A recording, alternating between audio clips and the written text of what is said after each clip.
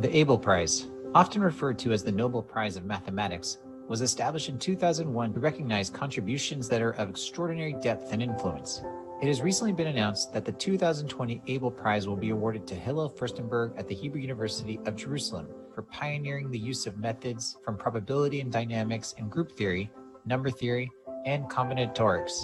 Professor Furstenberg, a Kristallnacht survivor, is the first Israeli to be awarded this prestigious prize. I was born in Berlin, Germany in 1935, which was just the beginning of the rise of Hitler and Nazism. It was a very difficult time for my parents. We, as Jews, we were expelled. I was still in Germany at Kristallnacht, and that's one of the images I have, looking up at the broken windows in our apartment. Just as I finished graduate school, a year before I met my wife, and she had spent a year in Israel after high school. And she had decided this is her future. She wants to go to Israel. I wanted to marry, and she said, okay, but on condition that you come to Israel. That is the reason I'm in Israel. As far as my own work goes, and an area that I had been looking at even from the time that I got my PhD, was the connection between dynamics or ergodic theory with other areas in mathematics. As a matter of fact, one of the formulas on the blackboard is a result of looking at a certain dynamical system and interpreting it in some number theoretic way.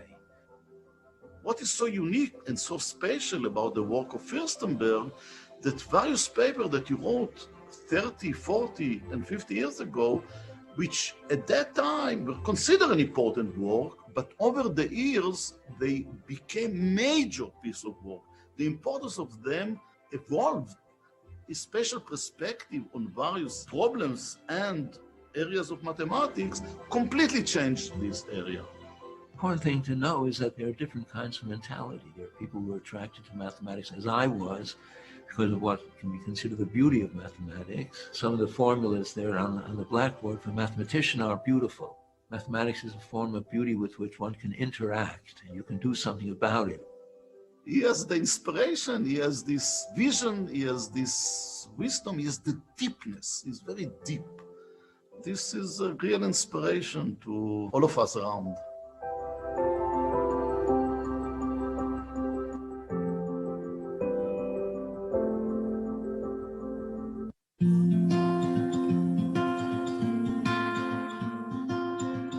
Okay, so I'm Tamar Ziegler. I'm the chair of the Institute of Mathematics and the University.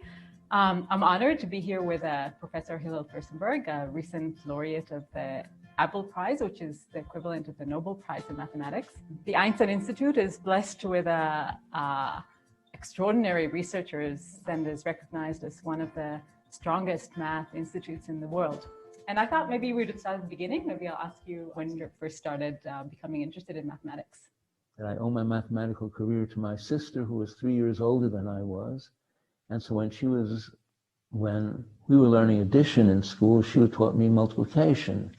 And when we were learning multiplication, she taught me algebra. So I was always ahead of my class. And when you're ahead of your class, you get interested in the subject, you feel good about it, you feel comfortable with it, and you have challenges. So you have to prove theorems, solve problems, and there's room for originality. You can do things your way. And so I enjoyed that, and I saw that I was enjoying it. I also like to say it's a good exercise to fail in something in mathematics. You realize that you don't always succeed, and you don't have to succeed all the time. If you succeed all the time, that means it's too easy. And not worth the effort. And my high school was a yeshiva high school, in which people are preparing for the rabbinate. I actually would have become a rabbi, except that at the end of the college years, there was a decision at the yeshiva university that somebody who wanted to become a rabbi could only study things related to the rabbinate. I had to make a decision, either Princeton or either some graduate school in mathematics or the rabbinate, and I chose right. Oh, lucky for us. And, any regrets about the path not chosen? Not at all. In 1965, you were married with 2 children and decided to come to Israel, make Aliyah. I had no plans originally to come to Israel. In fact, I was not a Zionist. And I was actually in a youth organization that was anti-Zionist, you might say, Agudat Israel. After I met my wife, and she had spent a very successful year here in Israel after high school in a program, and she wanted very much to come back to live in Israel. And so when I proposed to her, she made it pretty clear that it was okay, but we have to come to Israel. So maybe can you say something? Do you remember, some things about your first years here? On my way to Israel, we stopped off in France. In Paris, I met Izzy Katznelson. And I remember one of the things Izzy told me was that he encouraged me to come to Israel, but he said, but you have to be willing to be forgiving when you come to Israel. And so the first thing I noticed when spending the first year that I didn't find anything I had to be forgiving about. At any rate, just the friendliness of people here. And then there were the students, and the students were clearly better than the undergraduates, I should say, were clearly better than the undergraduates I had known in the United States. Good students that you can talk to, that you can lecture to, that's a very important thing even for a research mathematician. And that's one of the things about the department, that even the good undergraduate students raise the level of the teaching. So a couple of years after you came, Benji Weiss also came, and yeah, right. And together with Izzy, you initiated what we now call the Jerusalem School of Dynamics. I think what makes Jerusalem the best place to study dynamics. Can you tell me something about this year and how it influenced your mathematics? It was an excellent opportunity to devote oneself to research. Anything we wanted to know, there was somebody there who could answer. And I looked at math genealogy this morning to check out your descendants. So you have many mathematical children and grandchildren, and I think also great grandchildren in universities in Israel, and they're doing working in very diverse areas of mathematics. Well, once visited the University of Maryland, there was a conference in memory of Dan Rudolph. And I came to the math building. I wasn't quite sure I was at the math building. There was somebody standing next to the door. He said to me, Ani hanin shelcha. I am your great-grandchild. He's a student of Vitali's student. Sure. But I was curious specifically, all these kind of developments that I found rather surprising that were influenced by earlier work of yours, the Sarnak using your idea. Yes, I'm thankful to Sarnak's knowledgeability. He's so aware of many things that are going on that he became aware of the idea of looking at a particular sequence and studying it as a dynamical system. And that idea, again, that's correspondence idea. I personally really love the Einstein Institute, but what do you think makes it special? Well, altogether, that the department has been successful is partly because of an insistence on excellence, both on the part of students and a part of faculty. You know, the way I view it is that the founding fathers, to which I put you in, were all, there were great mathematicians here that were all working in very, there's no good English word. No good English word, or very good atmosphere, very good working atmosphere. Oh, yeah. I see that as sort of the negative of the negative. What happens in many departments and people is that it's unimportant. That's absent here. We don't have that. And there's the warmth, the mutual respect, and which makes it pleasant to work, and that certainly helps. So what would you advise, like a beginning mathematician? Well, this good advice which works for many things is do what you want to do. Just follow the things that attract you. And the trouble with mathematics problems is that if it's easy, then it's not worth pursuing. And if it's hard, you're gambling. You're gambling. You're going to be spending time on something which won't lead anywhere. Unless you make an effort to be like to be different from other people. You're going to be like everybody. That's a lesson for life, you're saying. What do you see for the future of the Einstein Institute? Your vision for the future, or what you wish for us for the future? And oh, I hope you have continued success and getting good people to come to visit, and that's a good prescription for further success, especially getting visitors of all kinds to come and building up more fields that within the department. Well, we say from Kimitzion Tetzeh Tova that learning comes out of Tzion, comes out of Zion, and the fact that mathematics is coming out of Zion is a nice thing.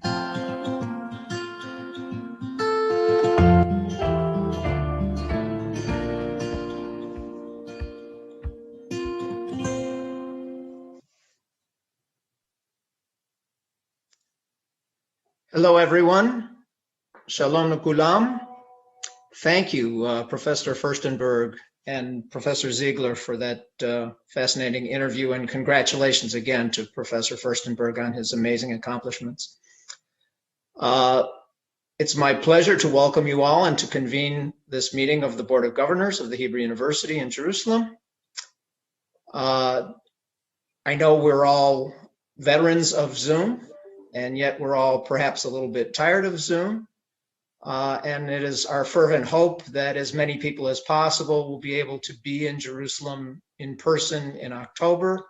We recognize that may not be possible for everyone, but we do anticipate having many people there in person for our October Board of Governors meeting, and certainly for the following meeting in June of 2022, which is still being planned. Just quick on ground rules for this meeting. Because there are many participants, we are not going to be able to unmute you if you want to ask a question. So please, if you do have a question or a comment, please use the chat function to write down your question or comment, and we'll do our best to make sure we address that.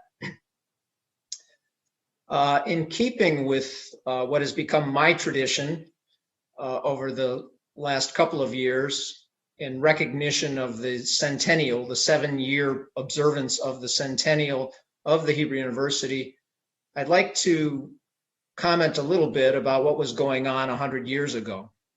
I mentioned in previous comments along these lines the boldness, if not the chutzpah, of the founders of the university to come to what was then a very barren land, and Mount Scopus, a very barren place in that barren land, to establish the University of the Jewish People. And that obviously was the case in 1918. By 1921, 100 years ago today, things were getting a little bit better. World War I had ended. The impact of the Spanish flu pandemic was resolving. It had been pretty much resolved.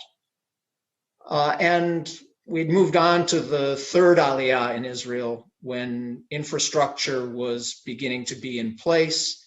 And there were real signs that perhaps this dream of a Jewish homeland in Palestine could actually take place.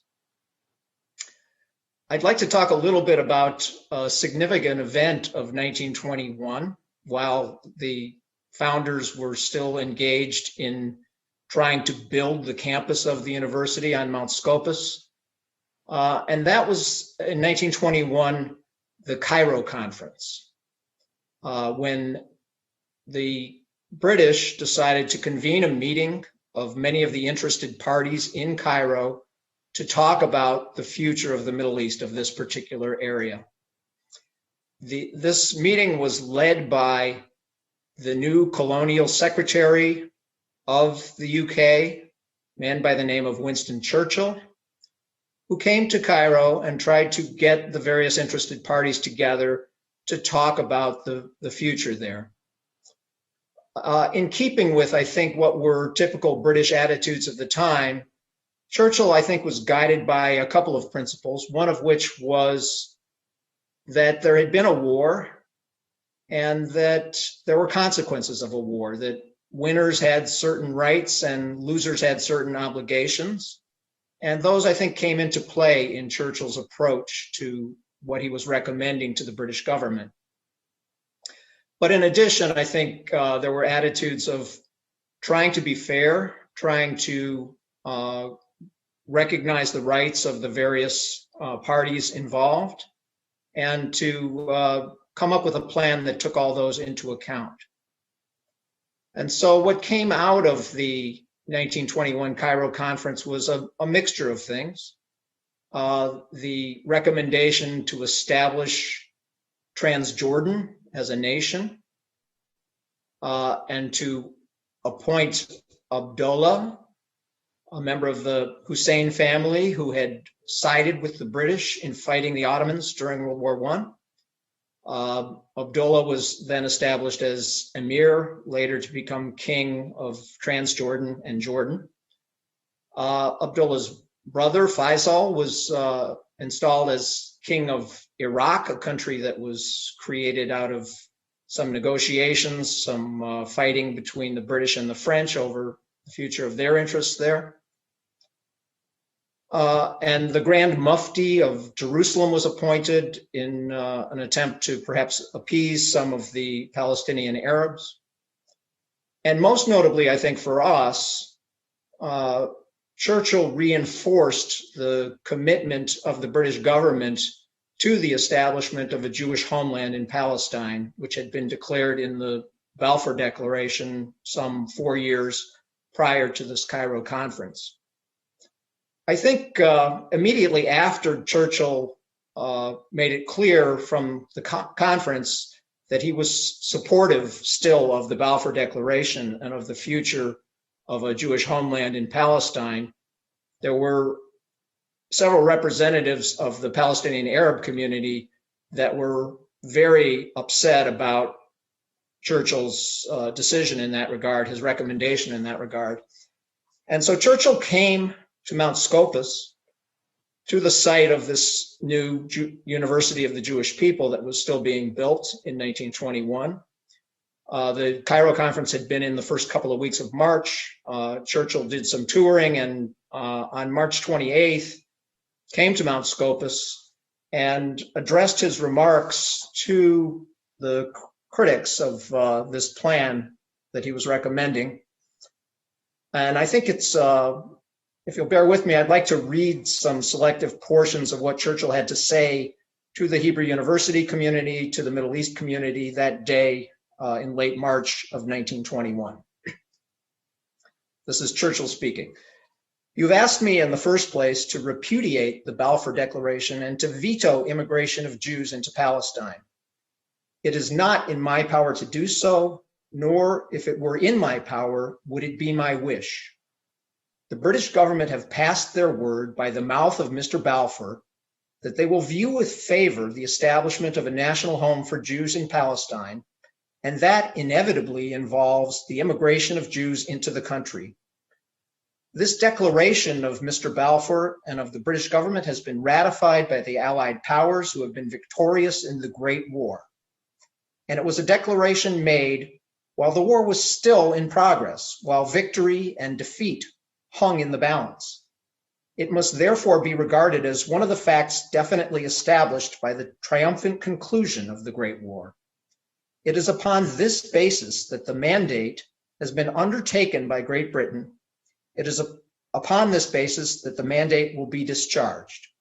I have no doubt that it is on this basis that the mandate will be accepted by the Council of the League of Nations, which is to meet again shortly.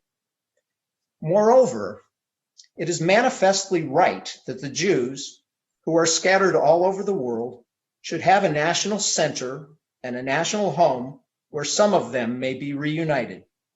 And where else could that be but in this land of Palestine, with which for more than 3,000 years they have been intimately and profoundly associated. We think it will be good for the world, good for the Jews, and good for the British Empire. but we also think it will be good for the Arabs who dwell in Palestine. And we intend that it shall be good for them, and that they shall not be sufferers or supplanted in the country in which they dwell, or denied their share in all that makes for its progress and prosperity. And here I would draw your attention to the second part of the Balfour Declaration, which solemnly and explicitly promises to the inhabitants of Palestine the fullest protection of their civil and political rights. I'm skipping around a little bit here, but Churchill went on to say, "Therefore, I beg you to realize that we shall strive to be loyal to the promises we have made, both to the Arab and to the Jewish people, and that we shall fail neither in the one nor in the other." You can see with your own eyes in many parts of this country the work which has already been done by Jewish colonies, how sandy wastes have been reclaimed and thriving farms and orangeries planted in their stead. The task before the Zionists is one of extraordinary difficulty. The present form of government will continue for many years, and step by step we shall develop representative institutions leading up to full self-government. All of us here today will have passed away from the earth, and also our children and our children's children, before it is fully achieved. The Jews will need the help of the Arabs at every stage, and I think you would be wise to give them your help and your aid and encourage them in their difficulties. They may fail if they are not guided by wisdom and goodwill, if they do not tread the path of justice and tolerance and neighborliness. If the class of men who come in are not worthy of the Jewish race, then they will fail, and there will be an end of the experiment. But on the other hand, if they succeed, and in proportion as they do succeed year by year, such success can only be accompanied by a general diffusion of wealth and well-being among all the dwellers in Palestine, and by an advance in the social, scientific, and cultural life of the people as a whole. That was the end of Churchill's remarks on Mount Scopus that day. He proceeded to plant a tree as a symbol of the British Empire's commitment to the construction of the university there and to the future of the Jewish homeland in Israel. I can't say that it was a smooth path after Churchill was done speaking. There were horrific riots later that year, starting in Jaffa and extending around the country. There was some backtracking of the British Empire to its commitment to the Jewish homeland, and that went back and forth for a while. But one thing that I am pleased to say, and that I think we need to keep in mind, is that the Hebrew University did continue with its construction. With its founding, began teaching in 1925, a few years later, and that the commitment of the university has been instrumental, essential in what Churchill referred to as the advancement of the social, scientific, and cultural life of the people as a whole. And I think we all need to bear in mind our role as stewards of this great university, and to be committed to helping the university, to continuing with our commitment to advancing those same goals as we move forward. Thank you for paying attention to that. In that vein, I think right now it is important that we take a step toward continuing in the role of the university. And to that end, I would ask that Professor Asher Cohn, the president of the university, leave the room and allow us to accomplish a task here.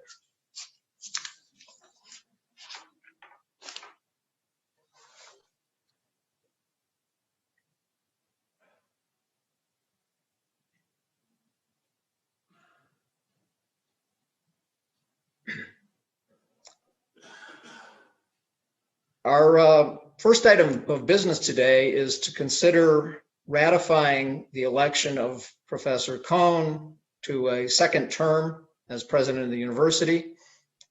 The executive committee just a little while ago unanimously endorsed that second term. The process is a little bit involved here. It's a 4-stage process, which first involves a search committee deciding on the candidate, recommending a candidate. That candidate is then considered by the Board of Managers. The Board of Managers then makes its recommendation to the Executive Committee, which elects the president, and that decision is then sent to this board, the Board of Governors, for ratification. All of those steps up to the last step have been taken. All have been done unanimously. I can say that President Cohn, there was thorough, rigorous discussion. We've heard from President Cohn about his accomplishments, about his goals, about what he still seeks to do for the university. And I think we will hear from President Cohn in that regard in a few minutes. But everyone has unanimously endorsed President Cohn's continued tenure for a second term. So with that introduction, I would like to present to this Board of Governors for vote the ratification of the election of President Cohn for a second term. At this point, if anyone has any questions or comments, I would ask you to please send them using the chat function, and we'll try to address those.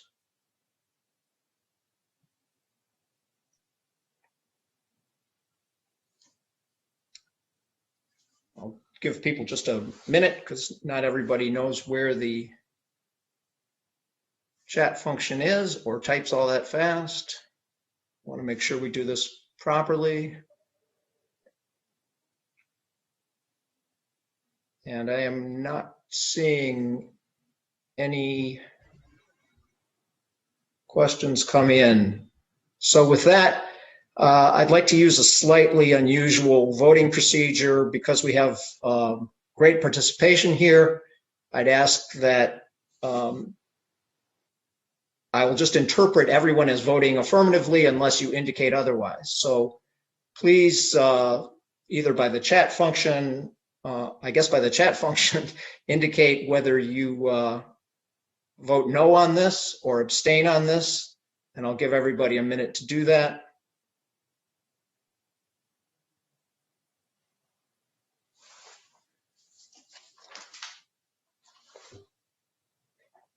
Okay, I am seeing no disagreement. So thank you all for your support for President Cohn, and I would ask that he be invited back into the meeting.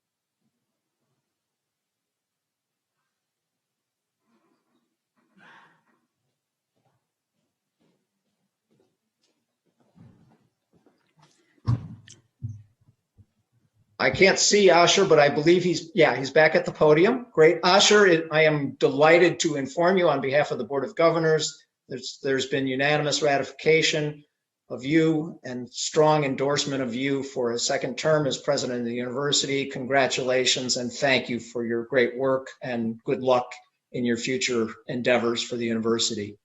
Please, Asher, the floor is yours. Thank you very much, Dan. Before I do my part, I have one more important task ahead of me. Menachem, it's my pleasure to ask you to leave this room.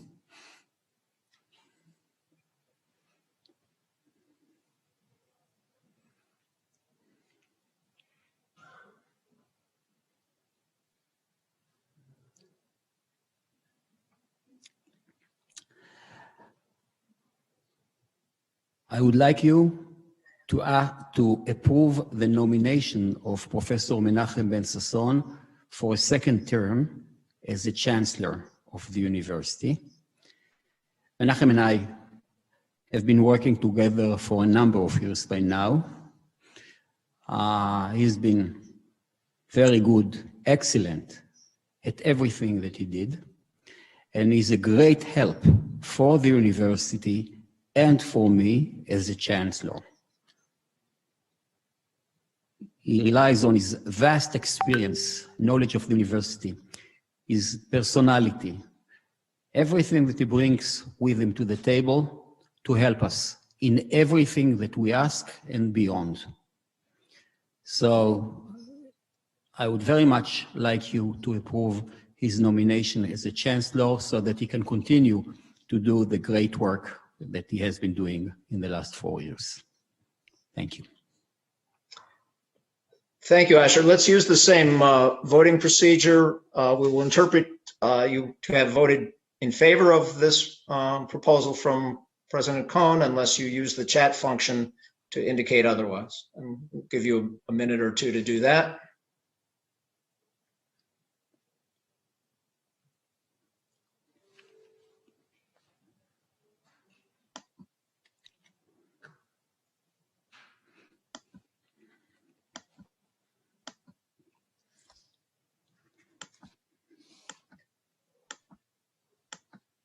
Okay, I think we're unanimous in approving Chancellor Bensasson for another term.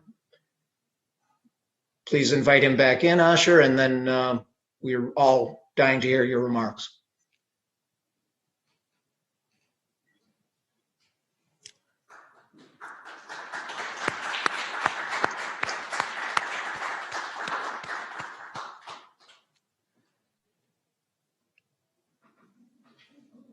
Menachem, it is my honor to tell you that you were elected unanimously for another term as a chancellor.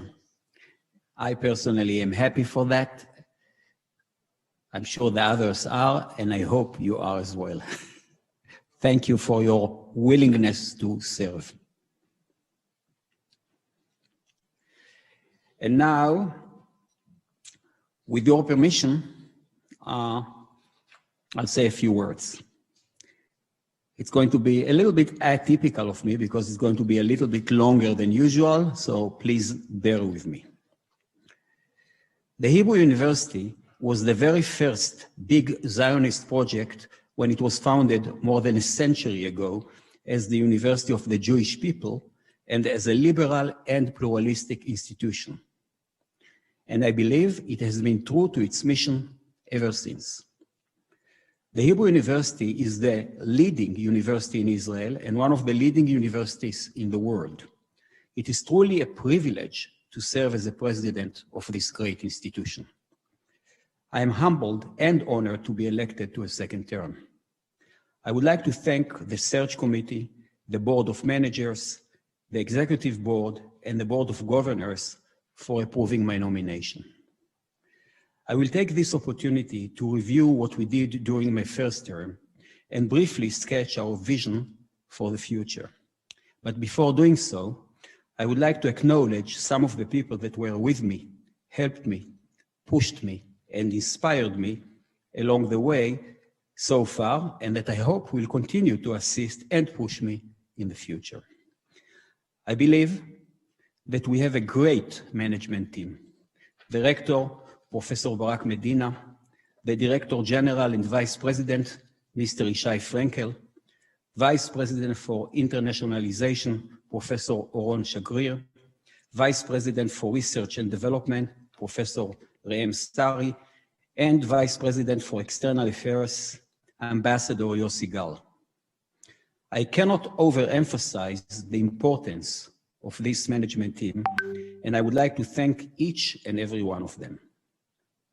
We now actually added a new member to this team, Professor Muna Khoury Kassabri, and I'm sure she will be a great contributor to this team.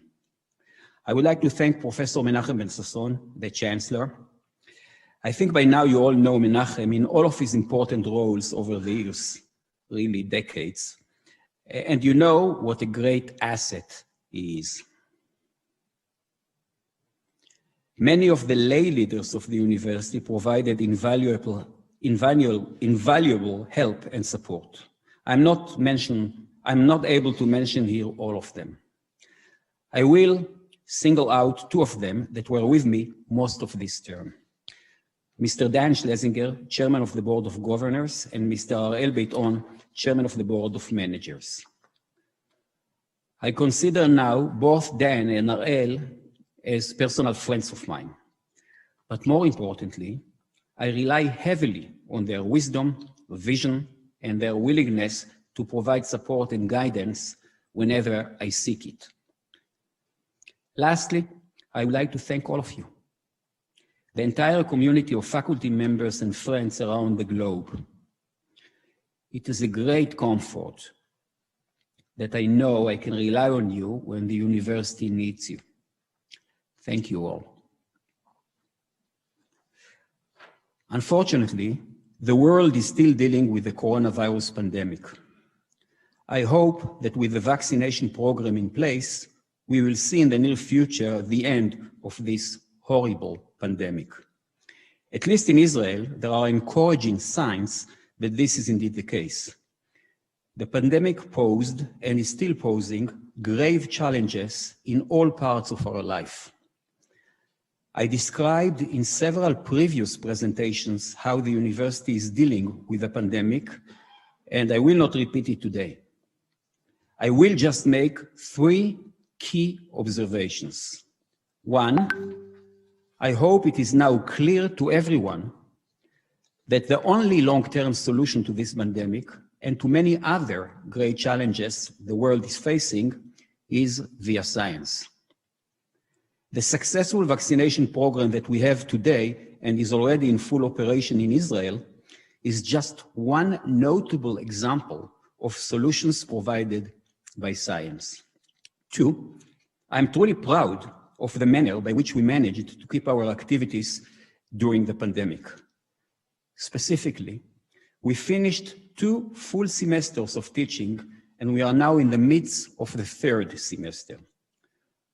We faced a myriad of problems and overcame them as much as possible. The numbers tell the story. The proportion of students that completed these semesters is no smaller. In fact, it appears to be a bit higher than that of the before Corona semesters. Our academic and administrative faculties did an absolutely marvelous job in order to provide this teaching. I thank them many times for their dedication, and this is one more opportunity to say thank you to our faculties for their amazing commitment and dedication. 3, while the pandemic is by no means over, I dare to say that there are good signs that the end is in sight. We brought many of our students back to the campuses 2 weeks ago.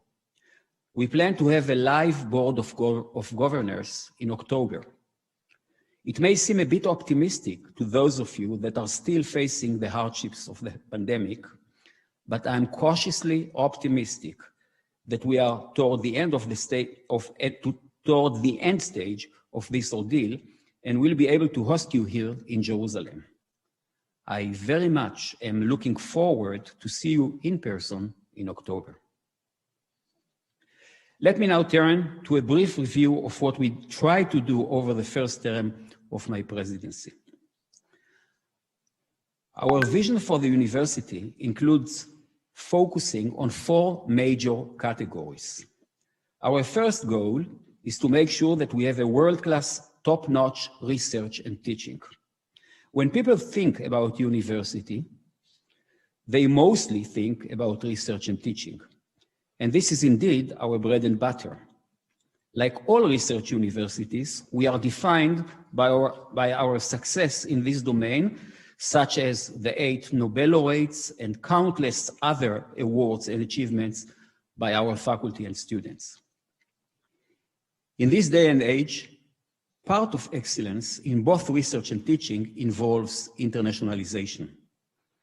Yes, the international activity has clearly been hampered by the pandemic, but long-term wise, it remains a top goal for us.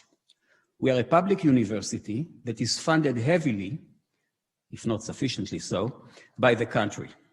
As part of being a public university, We also focus on strengthening our connections with the industry and on being involved in the community in Jerusalem, in Israel, and in the Jewish world. I will now describe some of the activities that we did in each of these 4 categories. A leading research university, such as the Hebrew University, can be compared to an aircraft carrier. Very good, but difficult to shift course. Yet, with vision and a clear plan, it is possible to make required changes and to pursue new dreams. This is essentially what we did at the beginning of the term. We built a detailed 10-year plan for our research and teaching that is based on our vision of a top university at the cutting edge of research and teaching. Within this vision, one of the most important goals of the university is to bring in talented new faculty members. The quality of the university in 10 and 20 years from now is heavily dependent on the quality of the new faculty members that we bring today. 2 aspects were particularly important to us in the recruitment of new faculty members. First, the number of faculty members at the Hebrew University got smaller with the years due to budgetary constraints. Our plan included a significant increase in the overall number of our faculty with an emphasis on the experimental sciences. As you can see in the next slide right now, this is exactly what we did. However, just bringing talented people is not enough. It is mandatory to provide these young women and men with adequate conditions so that they will be able to develop groundbreaking research programs. We did it. It costs us about $25 million each year to provide conditions such as the new labs, state-of-the-art equipment, and so on. Due to the increased sophistication of science, this yearly cost is only going to rise in the coming years, but it is absolutely necessary and we are committed to it. We are blessed with excellent faculty members that provide continuously wonderful discoveries by research done in their labs and other means. Still, some of the most groundbreaking discoveries are achieved only when different researchers, often from different disciplines, successfully collaborate. Part of our plan is to encourage as much as possible such interdisciplinary research. To this end, we identify research topics that we think are important and develop them even more by establishing research centers in which groups of researchers work together. Such research centers proved over the years to be essential for groundbreaking research. Our world-leading Center for Brain Research, ELSEC, established more than a decade ago, is a good example of such a center. We built several new such centers, and let me describe in brief 2 of them. You probably all heard about our new Computational Medicine Center. This center is, in a way, a marriage of medical research with computer science and big data. Why is it so important? Medical research progressed very impressively in recent decades, but the most challenging, debilitating diseases are still with us. When a drug is developed for a particular disease, it typically helps some patients but does not help others. The major reason is that these debilitating diseases are caused by numerous components that often include many different proteins and different types of genetic components that interact in complex ways to create such diseases.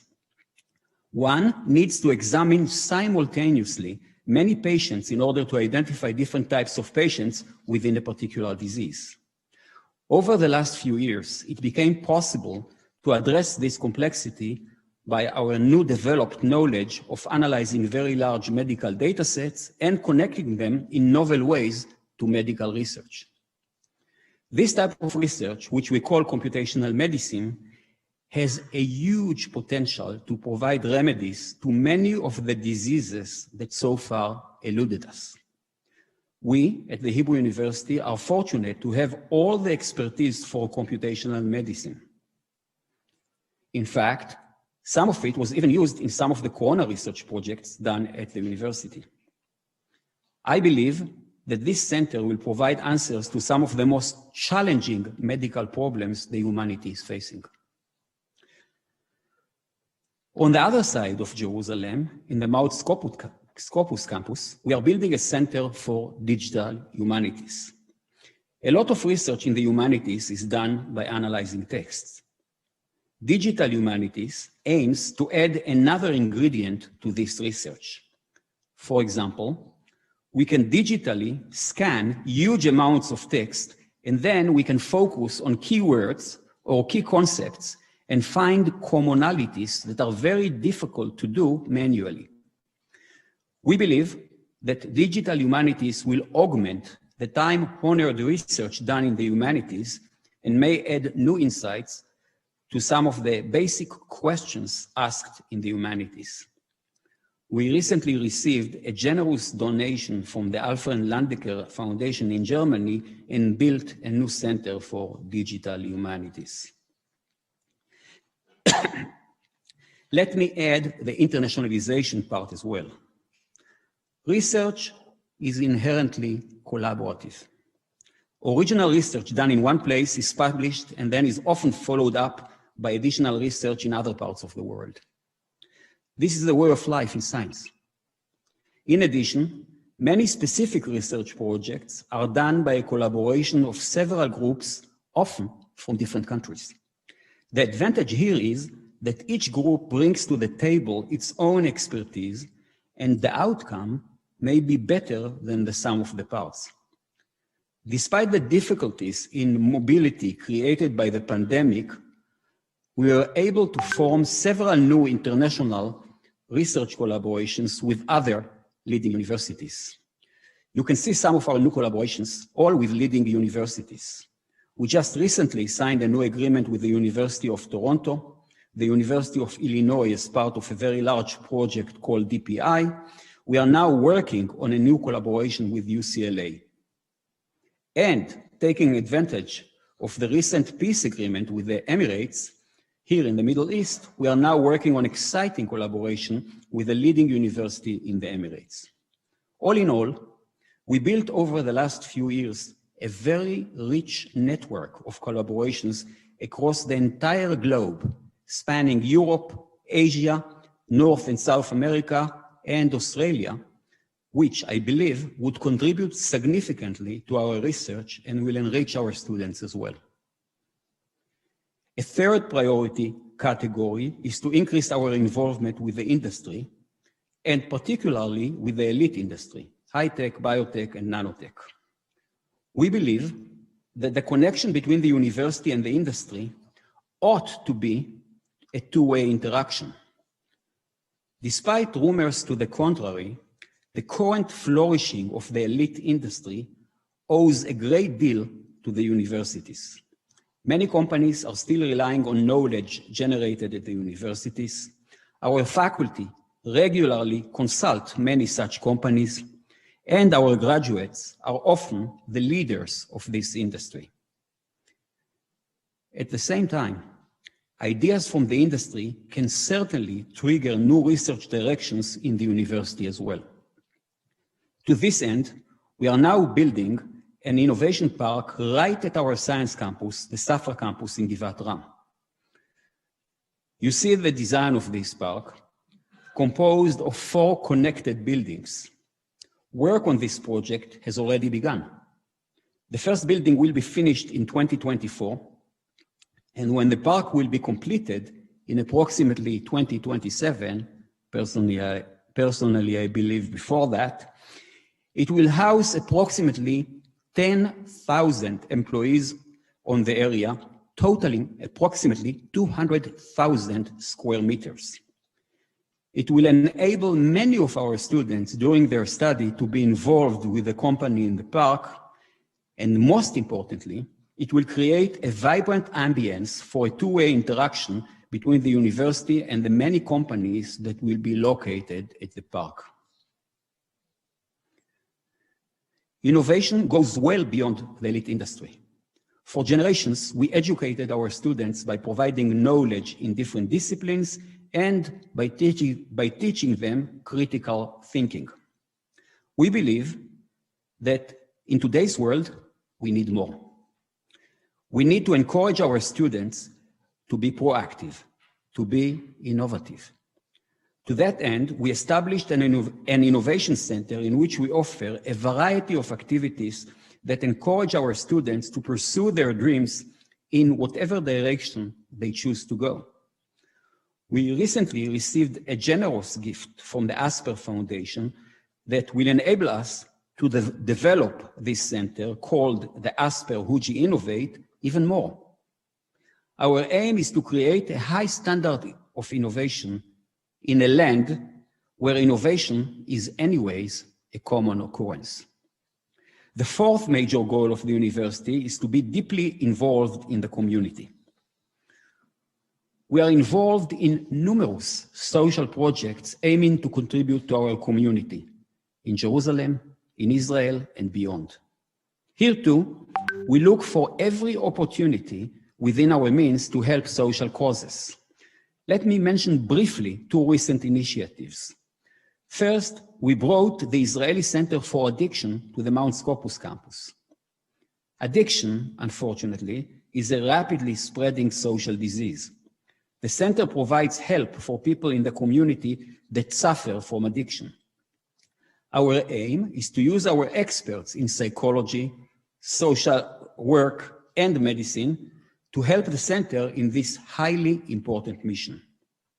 Second, we collaborated with the Schwartz-Reisman Foundation to establish a science teaching program for high school students in Jerusalem.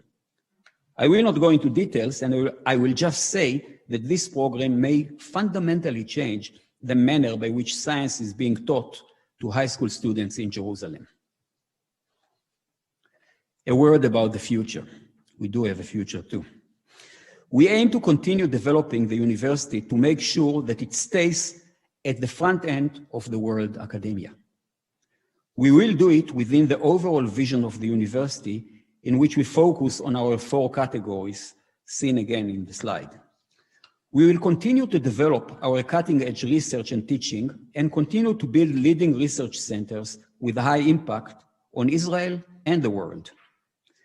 We will expand our international network of leading universities while offering to our students, hopefully, attractive exchange programs and hosting students from all over the world.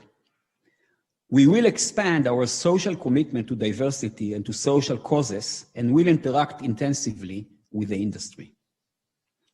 I will give one prominent example in the domain of research centers.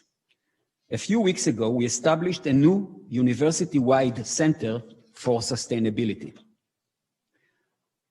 Sustainability refers to our desire that the living conditions of the next generation and beyond will be at least no worse and hopefully better than the living conditions of our generation.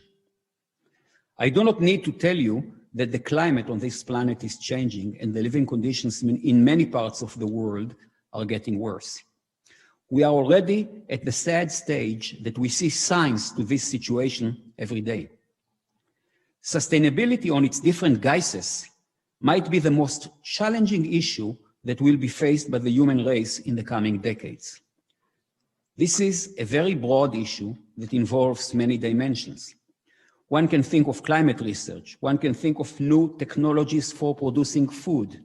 One can think of alternative methods of energy.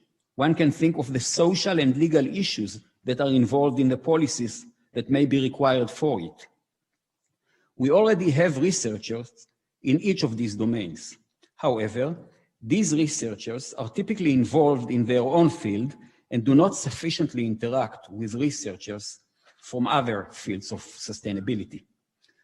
Our university-wide center will put all of these research perspectives and researchers under one virtual roof and will enable us to develop a comprehensive and integrative approach that will help our country and the world in confronting the biggest challenges of the next generation. Other research centers focusing on other timely and critical issues will be developed as well. For time constraints, I'm already talking too much, I will just mention by names two research centers that are in the pipeline. A research center for smart cities and a research center for synthetic biology. I'm sure you will hear a lot more about these centers in the near future.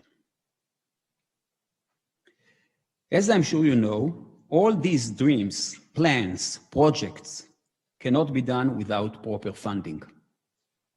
We are in the midst of a 7-year campaign with an ambitious goal of raising $1 billion. As of now, we managed to raise $460 million.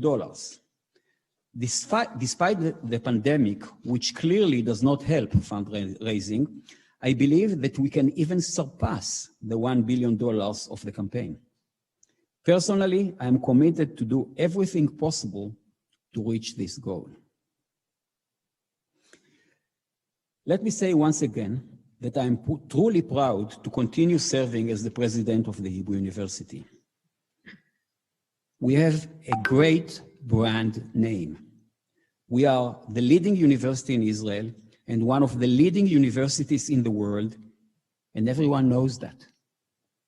We have absolutely superb faculty members.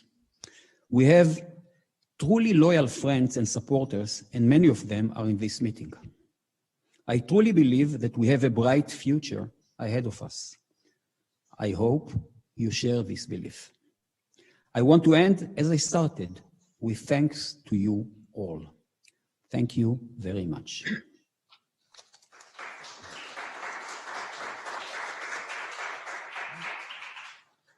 Thank you, Asher, to you and your team for all you're doing and for your inspirational remarks.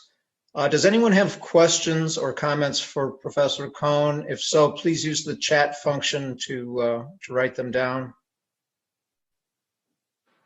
I'll give you a minute.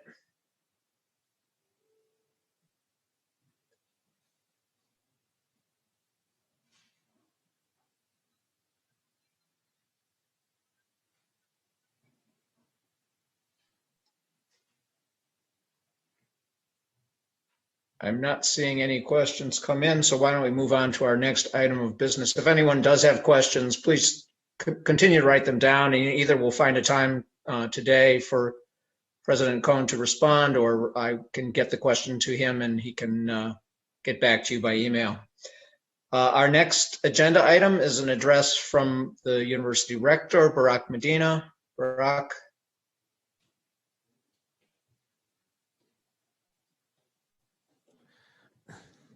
Thank you, Dan.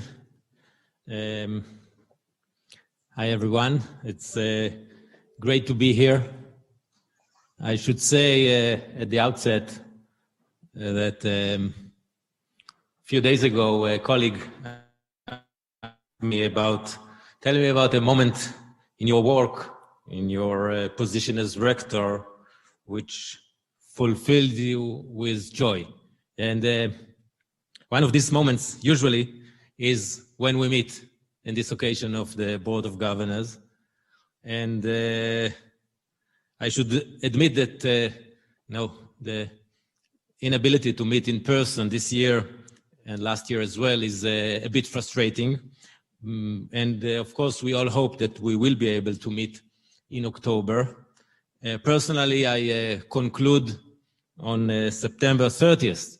My 4-year term as rector, but luckily for me, the Senate has decided to extend my service in an additional year, so we will be able to meet.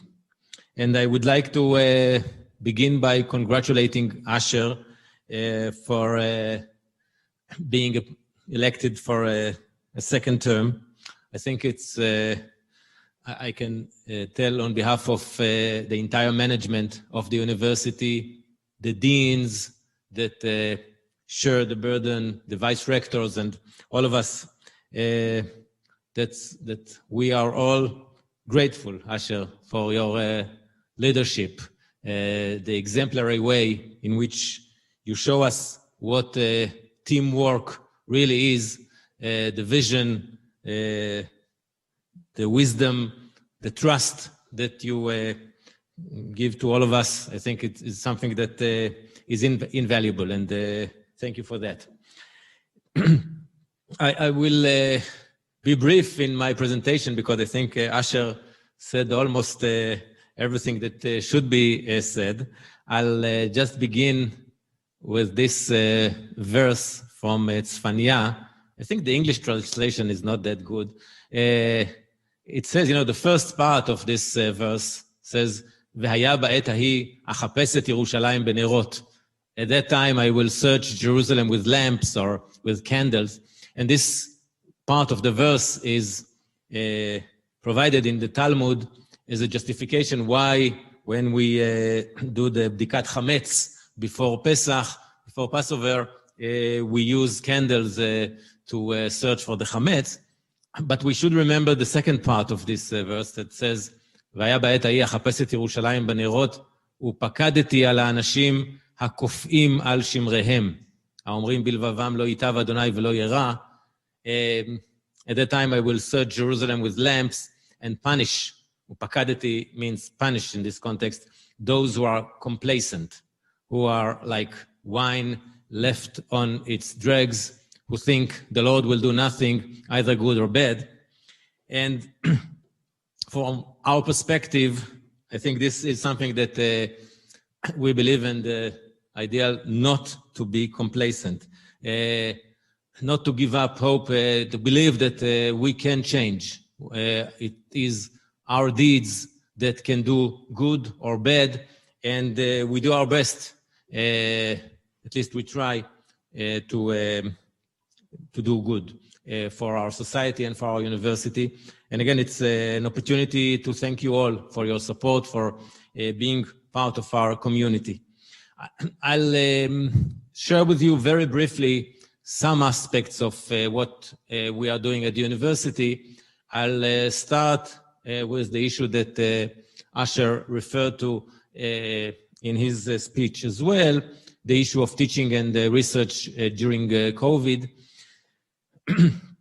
As you know, this has been a challenging year, but we believe that at least here in Jerusalem and in Rehovot, we are practically over it. And we are proud of the fact that over the year, we were successful to continue with our activities almost as usual, mostly in the context of teaching. I'll say a word about research in a second. Over the year of this pandemic, we tried very hard to strike the right balance between ensuring the health of all members of our community and continuing with our academic activity. And this challenge required numerous adjustments to the changing circumstances, taking calculated risks, what can be done, what should not be done over the year. And luckily, I think that we found a resilient and devoted administrative staff and academic staff that were able to provide all of us a great experience over this challenging year. And again, we are grateful to all of our staff there. As far as teaching is concerned, I would just say that we started, this period of the pandemic with a sudden move to online teaching. We were busy mostly with the technology, with making sure that all classes can be held through distant learning. And then after the first semester of teaching that went quite well, we decided in the summer before the beginning of this academic year that while it was a good experience, it was not good enough. And again, based on the leadership of Asher, we conducted a very quick scheme of the way we think that teaching remotely should be done. We required all faculty members that were happily involved with that to participate in an extensive course during the summer that provided tools to new teaching techniques. These include incorporating digital elements in the way we teach in our classes, and most importantly, from my perspective, implementing extensive peer learning in which students work in groups and submit assignments instead of end of course traditional exams. And this idea of encouraging the students to work in groups, to know each other, although being isolated in different places and so forth, has proved to be highly successful. We see that by the feedback that we receive from students and many other parameters, as Asher already mentioned. And now our challenge is to make this durable policy, to make sure that we continue in integrating into our teaching schemes these more advanced forms of teaching. And an important indication of our success in this respect is the huge increase, unbelievable increase in demand to study here. The number of applicants, the number of those admitted to university has increased dramatically last year and continues to increase this year towards next year. And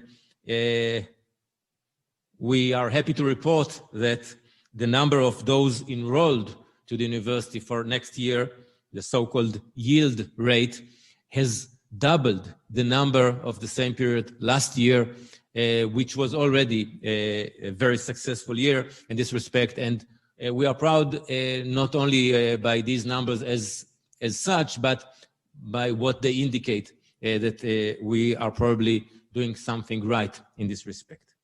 At the same time, I should say, while the glass is half full, it is not completely full. There are challenging aspects that we are still facing. One aspect has to do with fear, with anxiety of some members of our community. On the one hand, those that prefer not to be vaccinated, and dilemmas, what should be done, should we let them in or not, how to protect them and the community. On the other hand, there are faculty members and students that still prefer not to come to campus. We hold more than 2/3 of the courses at the university in campus, while providing those who prefer not to come or cannot come to participate in classes remotely. This is something that is not optimal from our perspective. I think the main concern that we have is the adverse effect on the sense of community that is at the heart of a university, the idea that we meet together, we discuss aspects informally, and this aspect of the sense of community has been affected. We are in the process of returning to normalcy, as I said, and I hope that we will be able to achieve it very soon. And lastly, in this respect, we do see an adverse effect on the scope of research in the labs. It was difficult to conduct research, to come to the lab and work as usual. And we work hard to make sure that we can overcome these challenges as well.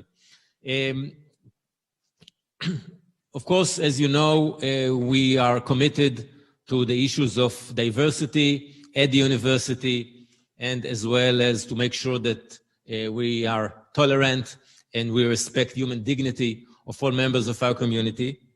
And these are issues that are challenging all the time.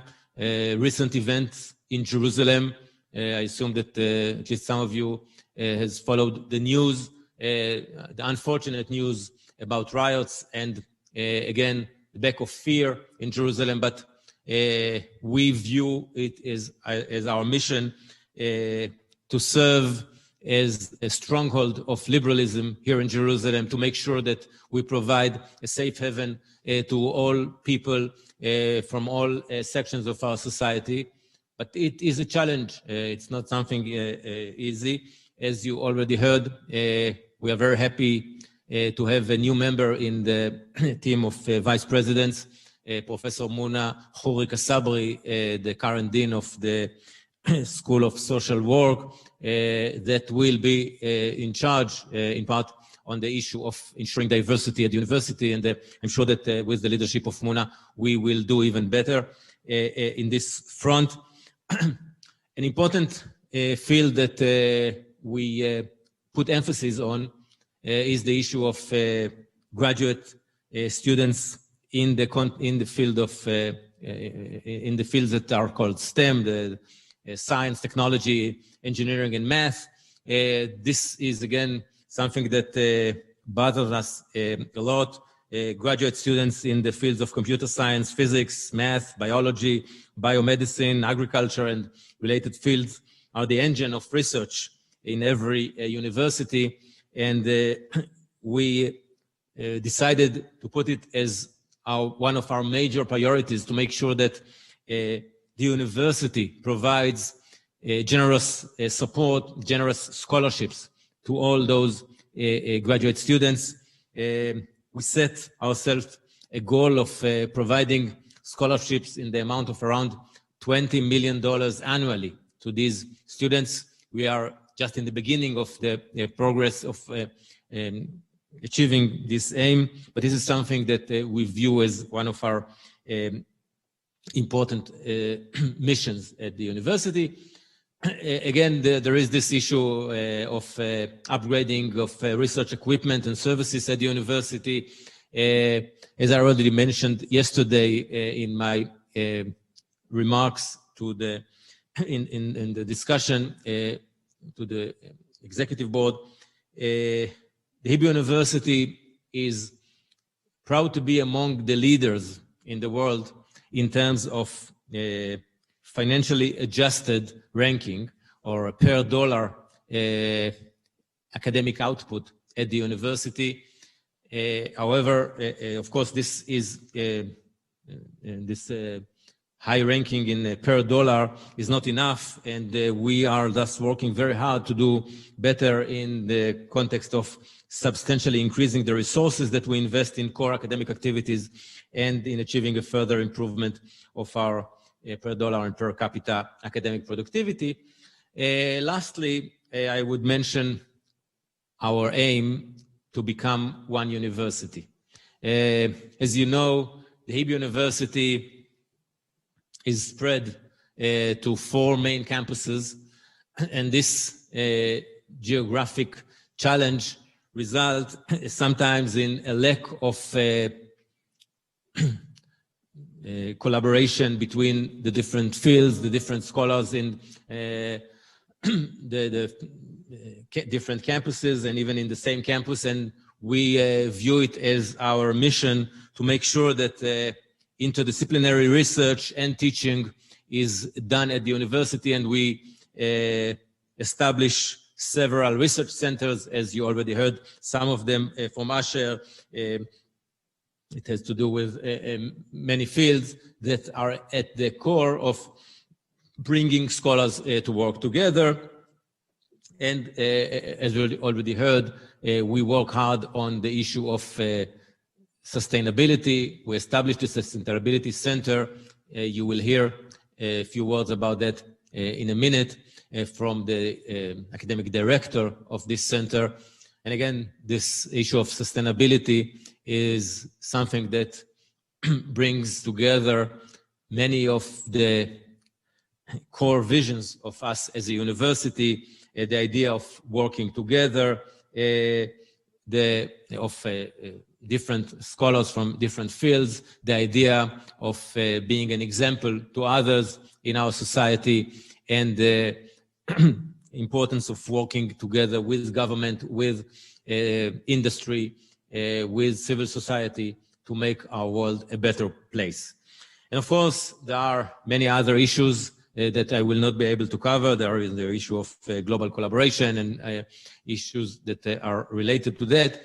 But I think that this provides just a brief overview of some of the challenges and visions that we are dealing with. And I think that I will invite now the panel, right? Or Dan, is it your responsibility? Yeah, let's, Barak, thank you. Let's see if anyone has questions for Barak. Please put them into the chat.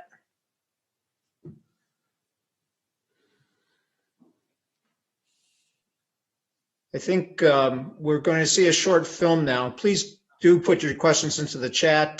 Perhaps if there are some, Barak could address them after the film, and failing that, can respond by email. Thank you very much, Barak. And now I think we have a film pertaining to our honorary doctorate recipients.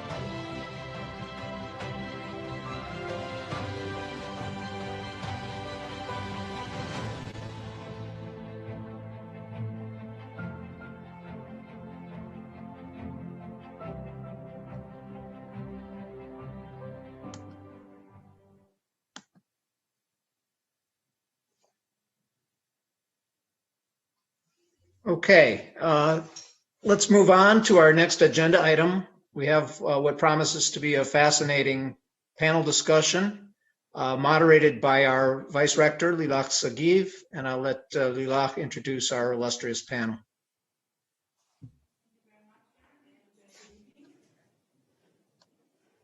So sadly, as we all know, COVID-19 is not over yet. Still, we thought that it is a good time to consider and to plan for the day after the pandemic. So our four panelists will share their ideas and their thoughts about this issue. They each take a very different perspective, and they will talk about different aspects of our lives that were affected and maybe changed by the pandemic. So let me start by introducing our distinguished panelists. I'll introduce them in the order in which they will talk. So first we have Professor Michal Lineal. Professor Lineal is from the Department of Biological Chemistry in the Institute of Life Sciences, and she will talk about the virus and about the process and struggle of fighting it. Then we move to Professor Oran Halperin from the Department of Psychology. He's also the head and the founder of the Accord Center of Social Psychology for Social Change, and he will focus on the social aspect of the pandemic and specifically on how it affected relationships between cultural groups. We will then hear from Professor Yael Michael from the Department of Soil and Water Science at the Robert H. Smith Faculty of Agriculture, Food and Environment. Professor Michel is also the director of the Huji Center of Sustainability. And naturally, she will talk about how the pandemic affected the environment and about sustainability. And last but not least, we have the person who needs no introduction, our Vice President and Director General, Mr. Ishai Frenkel. And Ishai will talk about the Hebrew University angle of the pandemic.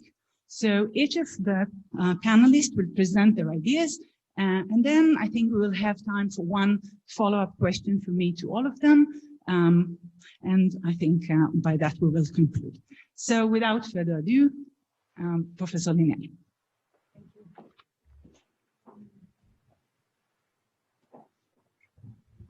Okay, I'll start. I'm really happy to be here and present some science-related perspective of the last quite challenging year. But let me just say something personal. For over 30 years, I study viruses in view of their admirable capacity to optimize, to adapt, and to fight back against their host. So some people say that I could be blamed for being a virus lover, but it's kind of true.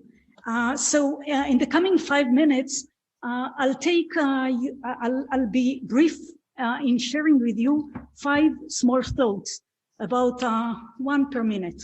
So the quite amazing, I'll start by just showing the quite amazing picture of the coronavirus in yellow during infection of human cell that you see in blue or in green fits the sentence, one picture is worth 1,000 words. So I won't discuss this further, but the first message is kind of a general one, the first minute, to remind us of a forgotten fact that global infection disease throughout human history stemmed from a jump from animal, whether they are farm animal or wild animal, as you can see, to human.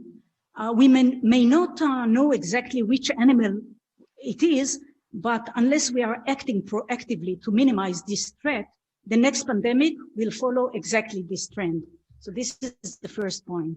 The second point is you see on the screen the pandemic from yesterday, from last night, and you see another pandemic that no one talks about. This is the tsunami of publication. And with this tsunami, I think it's a threat. And I wanted to mention it as an important scientific point because poor refereeing that dominated the journals last year, actually the number is that every 3 or 4 minutes, there is a publication on coronavirus, which is quite amazing on COVID-19. While there is no replacement for peer-reviewed and professional scientific,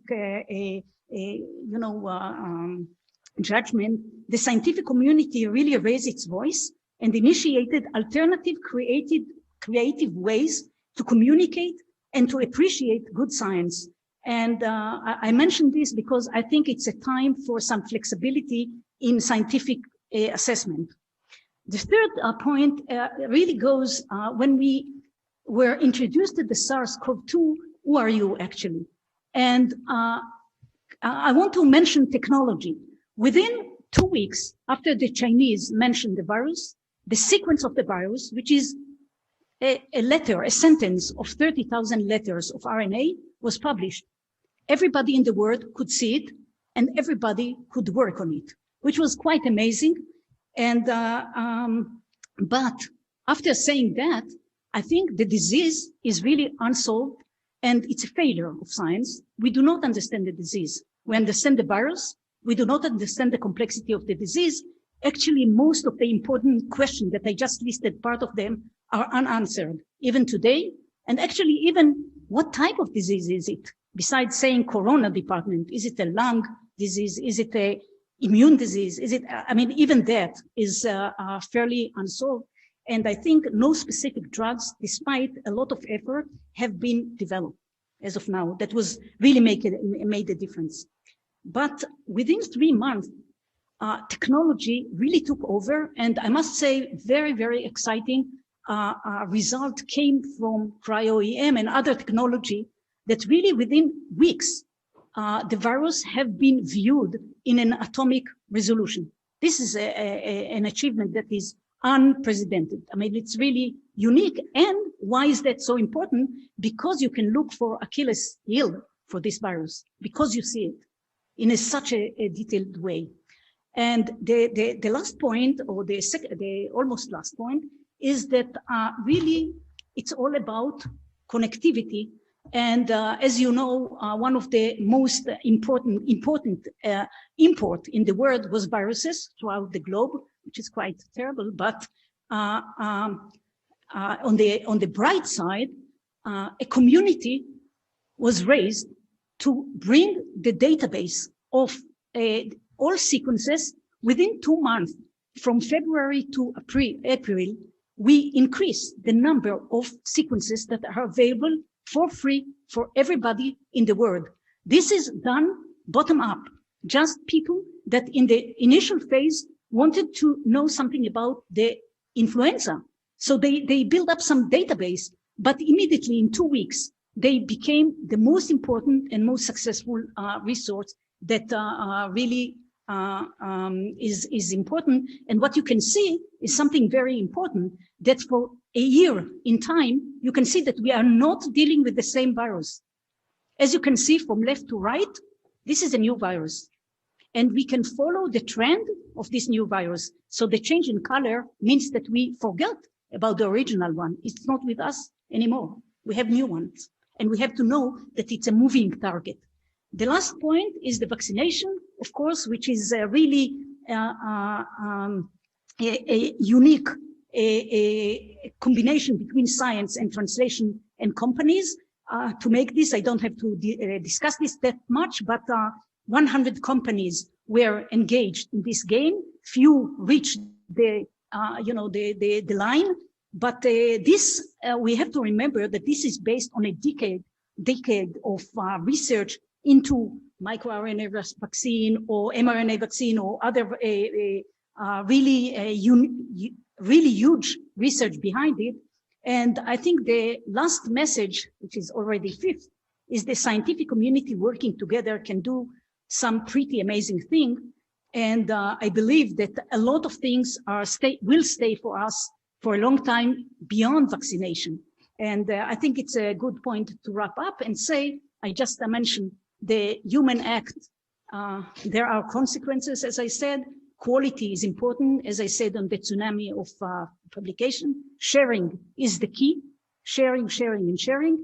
And as mentioned before, it's not even multidisciplinary. It's a transdisciplinary without crossing. And in my view, between social science, psychology, law, low-tech, high-tech, computer science, biology, it's all together, medicine, we won't reach where we could and should be aiming. So I think that's a good point to stop, and I'll put it further for you or for whoever. Yeah. Okay. So thank you. I'm very, very happy to be here. I must say that when the corona started, we were very worried about many things, but from a very egoistic perspective, I'm a social psychologist, and we were worried about, who would care right now about research in social psychology when the health and economic crises are so dramatic? I mean, who cares about societies?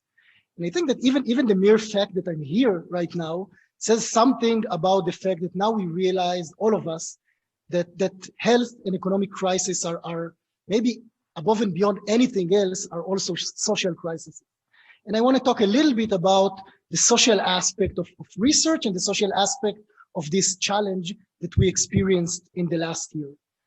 So I'll start by saying that, there's a consensus among social psychologists that, the resilience of societies is dependent to largest extent on their ability to manage internal conflicts. So basically societies that manage when different groups within a society manage to treat each other with respect, tolerance, and equality, societies tend to cope better with challenges, general challenges, and specifically with the challenge like the one we're experiencing right now. But the second assumption we have as social psychologists is that even societies who struggle in terms of their internal conflict Suddenly, when there's a huge challenge or threat, like the one we've experienced right now, they somehow manage to join forces and cooperate and work together to manage the huge challenge they experience. And if there's one thing that we've learned during this last year of the Corona crisis, is that this second assumption is questionable. It's questionable because what we saw here in the Israeli society, and we have plenty of data to support it, is that the internal conflicts within the society just radicalized.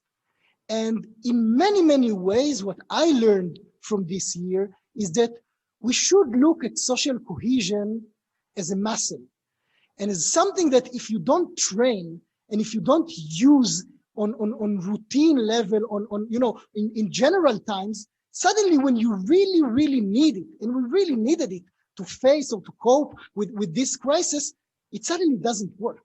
And it didn't work when we look at the relations between, Arabs and Jews in Israel, ultra-Orthodox community and the secular Jews. When you look at the conflict between rightist and leftist, we needed so much this social cohesion, and it simply didn't work.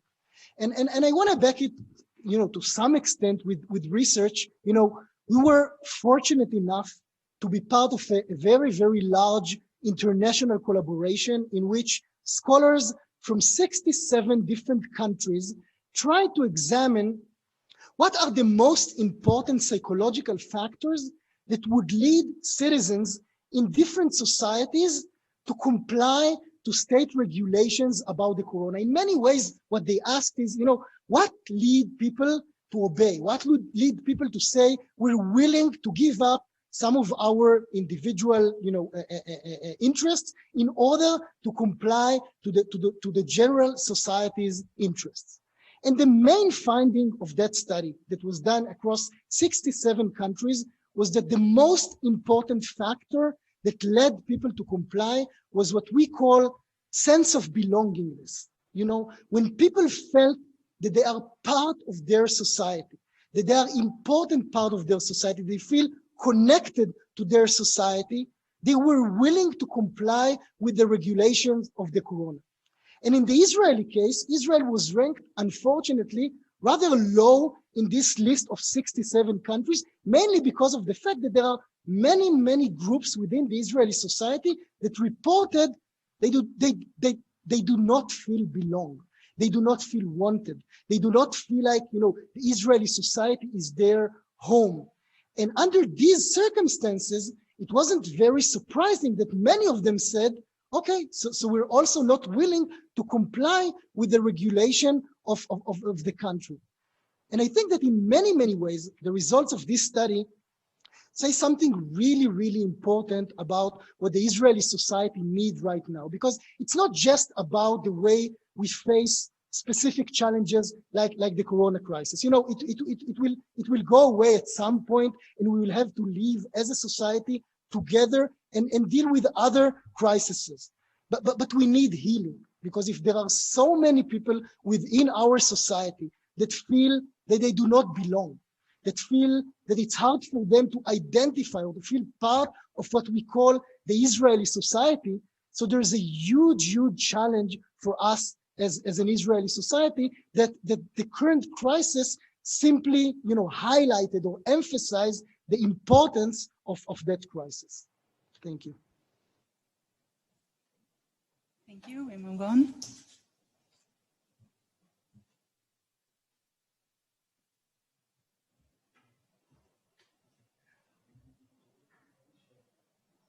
Okay, good evening. I will briefly present 3 examples of how the pandemic impacted the environment and vice versa, how the environment impacted the pandemic. I will highlight a few research points and then link it, as promised, to the sustainability agenda. So coming from the Faculty of Agriculture, I'll start with an ag example, the biodiversity, food systems, and diseases. So thank you, Michal, for the brief biology course. When we look into meat production, so animals are usually raised, rearing in very concentrated areas and similar animals in close proximity, and therefore fostering infection, as you mentioned, and nearly 60% of human infectious diseases are from animal origin. New viruses, and some studies also claim that COVID emerged from intensive systems of domestic livestock rearing. On the other hand, if we look into ecological studies, during the lockdown, there was less human disturbance, which gave ecosystems the chance to recover. Not only urban areas, but also remote areas.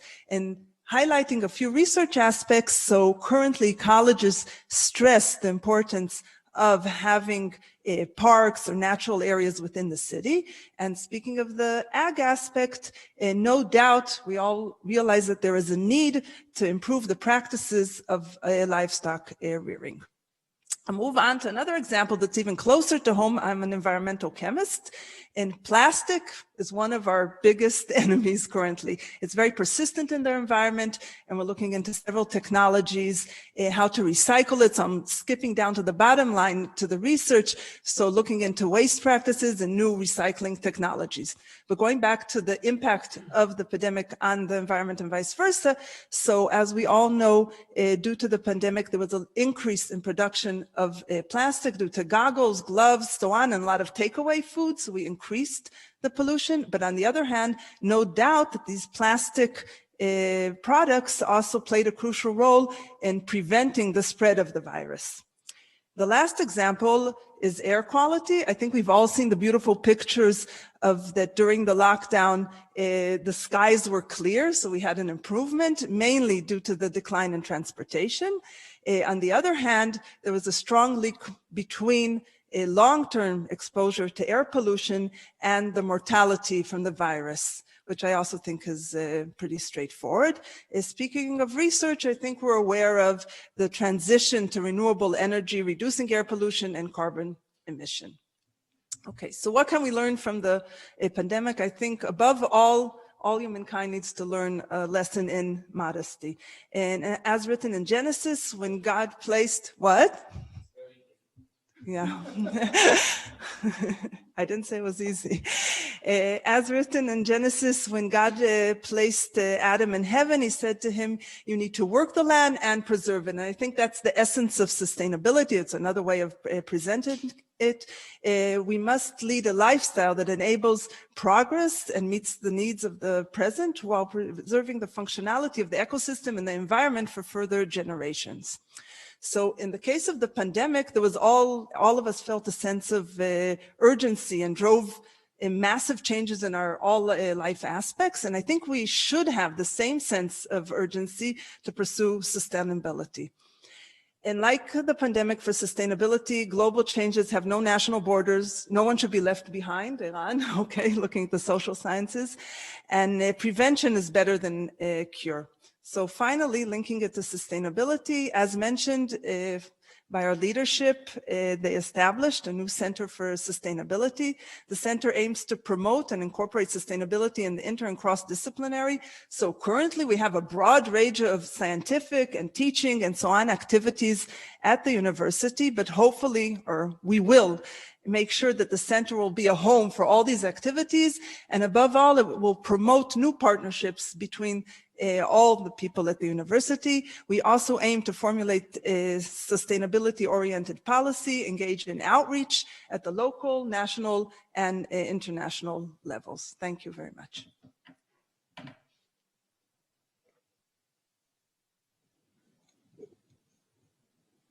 Thank you.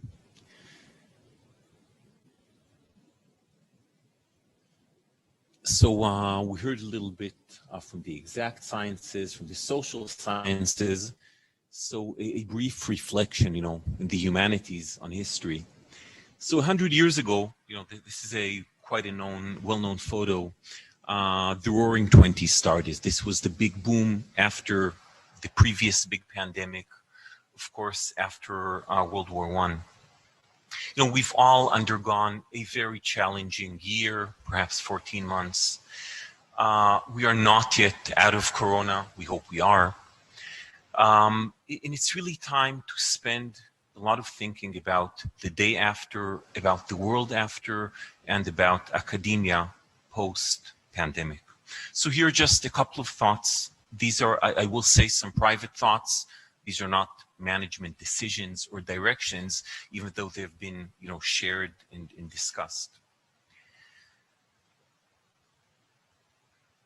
What has changed?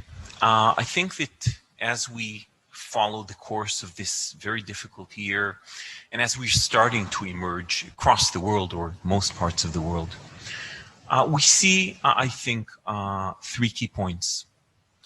One is transformative science with tremendous potential. I don't think that a year ago anyone believed that we will be able to start to crawl out of this hole, basing ourselves on science, and I think we heard Asher here, very clear. Science, which was not always perceived as very strong, as very dominant, in the social chatter, is once again offered a front seat. The second thing, sadly, the world needs money, right? We're all Marxist to some extent. And we see the money coming, okay? We see a very large investment in both science and technology. I'm talking both about governmental money and private money. And third, and certainly not least, rapid adoption of new technologies, more as a social trend that is happening. Talking about transformative science, many things have been transformational. Many trends have, really shown themselves out, but I do want to point to three major takeaways. The first has many, many names. It's called Bio-Convergence. It is called synthetic biology. But mankind, if you want science, has a better and a growing ability to bend science to its needs. Okay? I believe the mRNA vaccines are just a striking example of extremely bright scientists, very creative scientists, who led their work into the hands of the engineers who now know how to work with biologic material. AI, artificial intelligence, more in the hands of the machines. Talking about the biological science, a major breakthrough that was almost not mentioned. The ability nowadays to predict protein folding is probably a major development that took place this past year.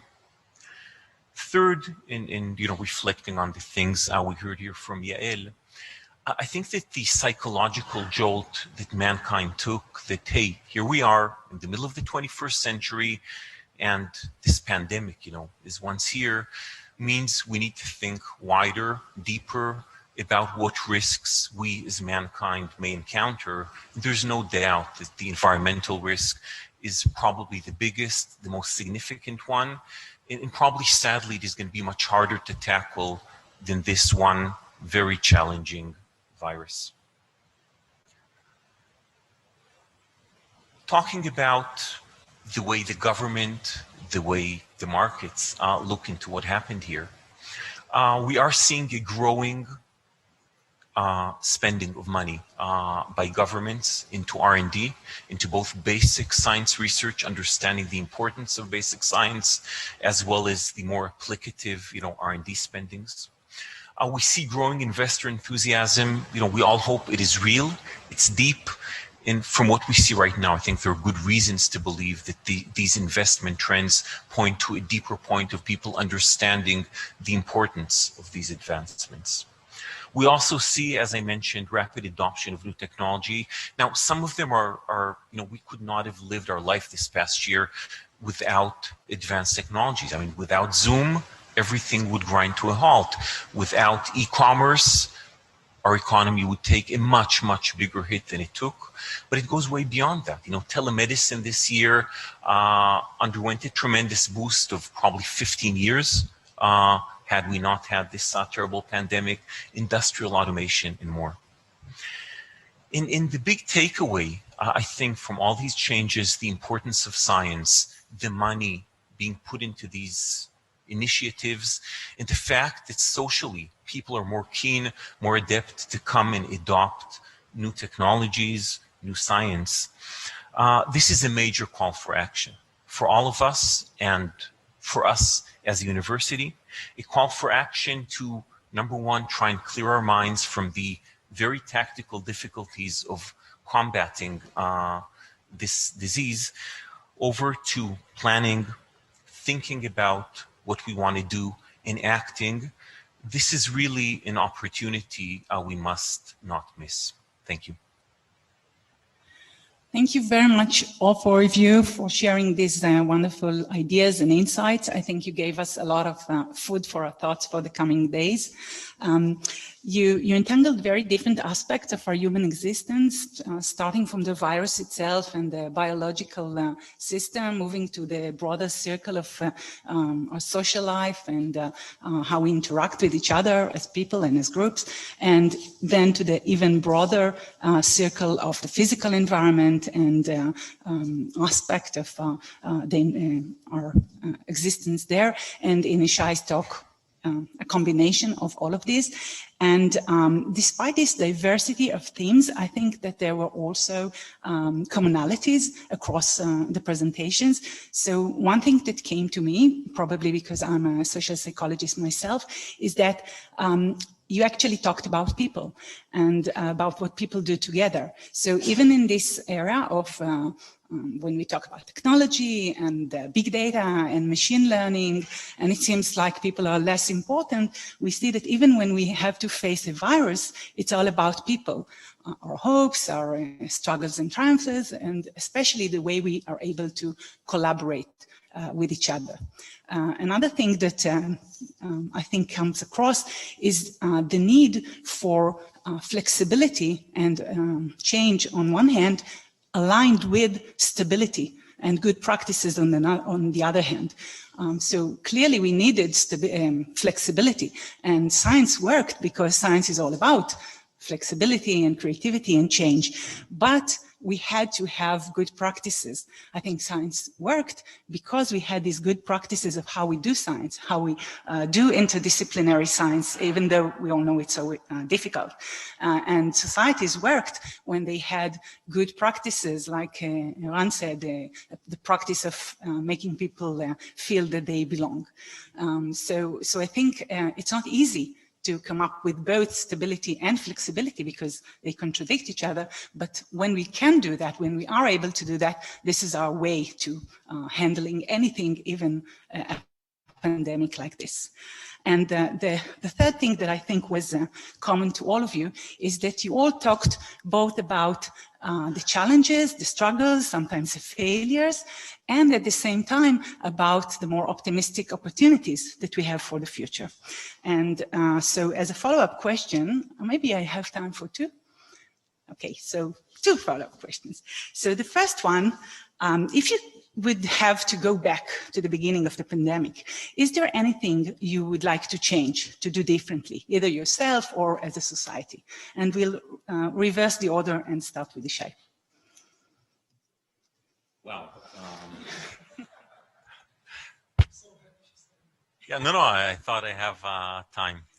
You know, the honest truth, Lilach, is this whole year, again, was so intense and so tactical, you know, so I think the job of upper management is to try and look into the future. You know, our work, I think we do our work if we think, you know, 36 months in advance and beyond that. And in, you know, this pandemic, we had to think about tomorrow.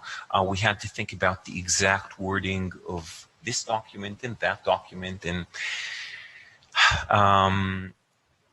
so honestly, it's you know, trying to reflect back what we could have done different is a hard task. I think there's one takeaway, and it's not about what could we have done different in February of 2020. That was way too late.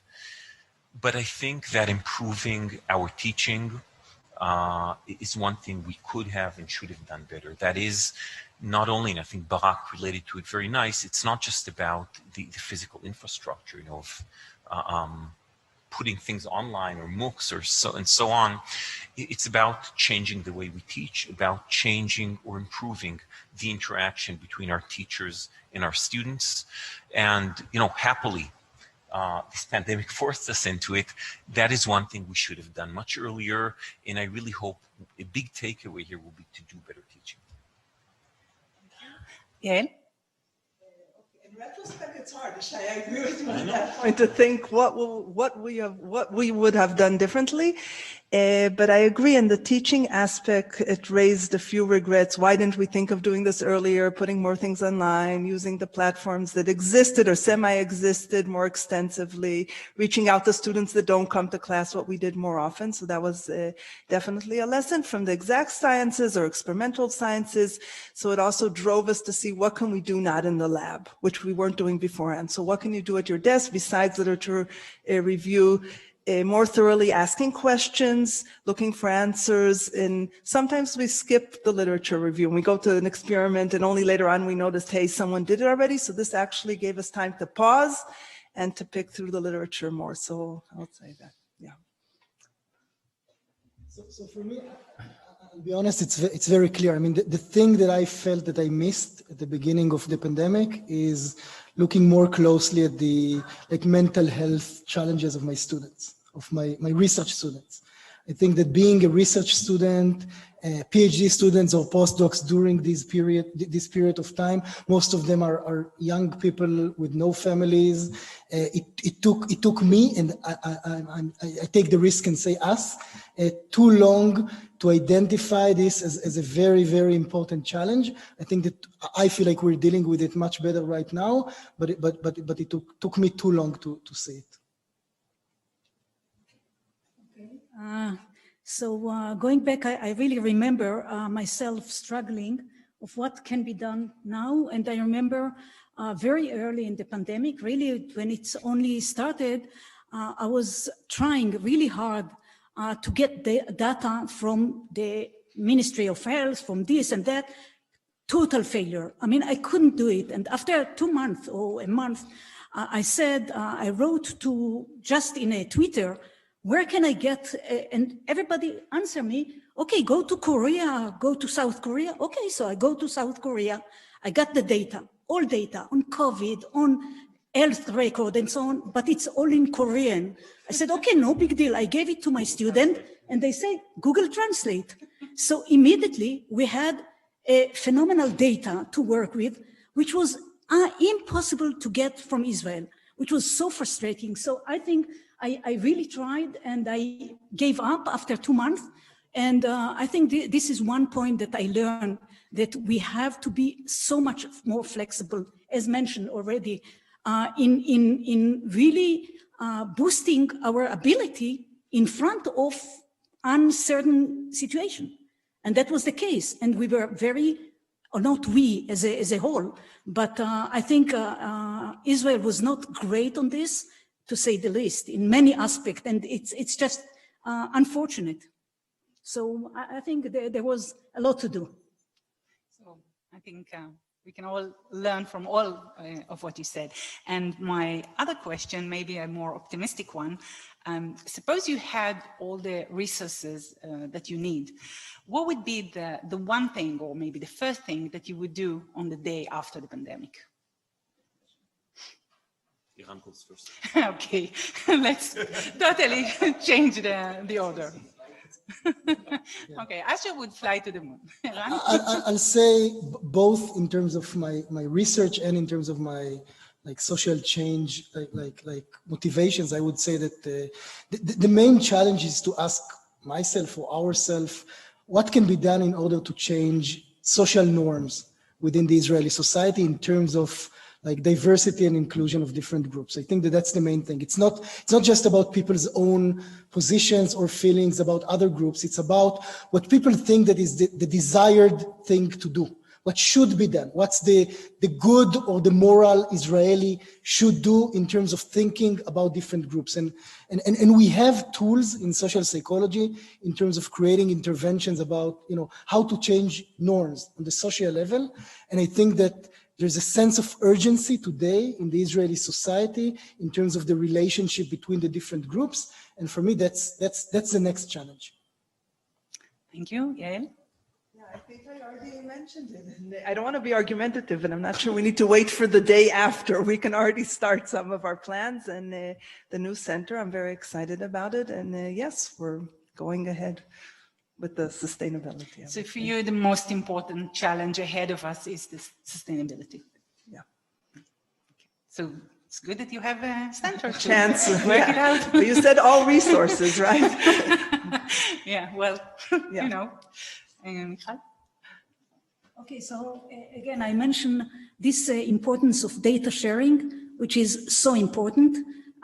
So I'll put a lot of effort in this. And again, as I mentioned before, I think integrative medicine is something to work on, because medicine now is broken in pieces, and we cannot really understand the complexity unless we build up teams that are really, as I said, transdisciplinary. And in this word, big word of transdisciplinary, I definitely mean also people from social science, people from psychology, and then the law and ethics and so on. I think this crosstalk is really missing. And again, just to say something that is trivial, you know, nationality has nothing to do with science. Borders has nothing to do with science. But this pandemic was very much national issue. And I think this has to be broken somehow. So I have big dreams on this. A vision. Exactly. Yeah, so, you know, the honest thing is, the answer I wanted to say is what Iran said. I think social cohesion, I don't know how to tackle it, honestly. But you know, if there is a way, this is probably by far the number one, and yet someone else said this answer. So I will say, in my eyes, it's about research infrastructure. You know, I'm not a researcher. It's not my job to do research. It is my job, and I think it's the primary job of the management and most of the people on this call, to provide the best means to do the best research in the world, in providing for ample, for good, for sufficient research infrastructure, providing our scientists the tools, the playground, is, I think, our number one mission. So I'm wondering whether your answers would be different were I to ask you this question 2 years ago. I think seldom people really change their mind and what they want to do, especially researchers, because we already have this agenda. And I think what happens to us is that it becomes clearer, crystallizes. And I think this is what we hear from you, that you each want to be, you know, go harder into what you already wanted to do before. And I hope this is something good that will come out from the pandemic, that we all reconsider what we want to do and how we want to achieve it. And I have to say that this I think we all missed at the academic world, the opportunity to sit together, to speak with each other and to share ideas. And I hope we get more and more opportunities to do that. So thank you, the organizing, for allowing us to do that. And thank you all very, very much. Thank you. Thank you, Lilach and panelists, for that fascinating discussion. And at this point in the meeting, we have another panel, which will be moderated by our Vice President for External Relations and Ambassador Yossi Gal. Please, Yossi. Thank you. Thank you, Mr. Chairman. Shall we start? Yeah. Okay, thank you very much, Lilach. I think we'll pick up exactly from your concluding remarks after the first round and say that indeed people are the most important asset that we deal with. And second, that optimism is our middle name. And this will be quite evident in this final session of this Board of Governors. To me, this next part of the program is very, very exciting and very, very special. Because normally in these gatherings, in these meetings, Board of Governors, Executive Councils, and the like, we often hear from our leadership. We hear from the faculty, from the students, from the scientists, from the researchers about their amazing research and the learning going on at this great university that we're all so proud to be part of, which is, of course, very important. But there is another part to our community that is, to my mind, as important, a part that without which we would not be possible, it would not be possible to be what we are today. And this group is our donors, our friends, and our supporters. And this session is dedicated to them. This session is dedicated to you. Today, we'll end up this meeting when we hear from few of our most ardent supporters and friends about why do they support Hebrew University. I mean, of all the many, very many important cases or causes to support, what drew you to be part of this community, our community? What do you find most compelling about Hebrew University? How did you first connect to Hebrew University? Do you have an advice? Can you share some of your thoughts with us? And I'm sure that these conversations will inspire all of us, management, faculty, students, staff, and friends. So the purpose of this exercise is the following. Each of you guys will have 5 or 6 minutes, uninterrupted, without interruption, to share his or her thoughts with us. I want to thank you in advance, all 5 of you, for taking the time to speak to us today.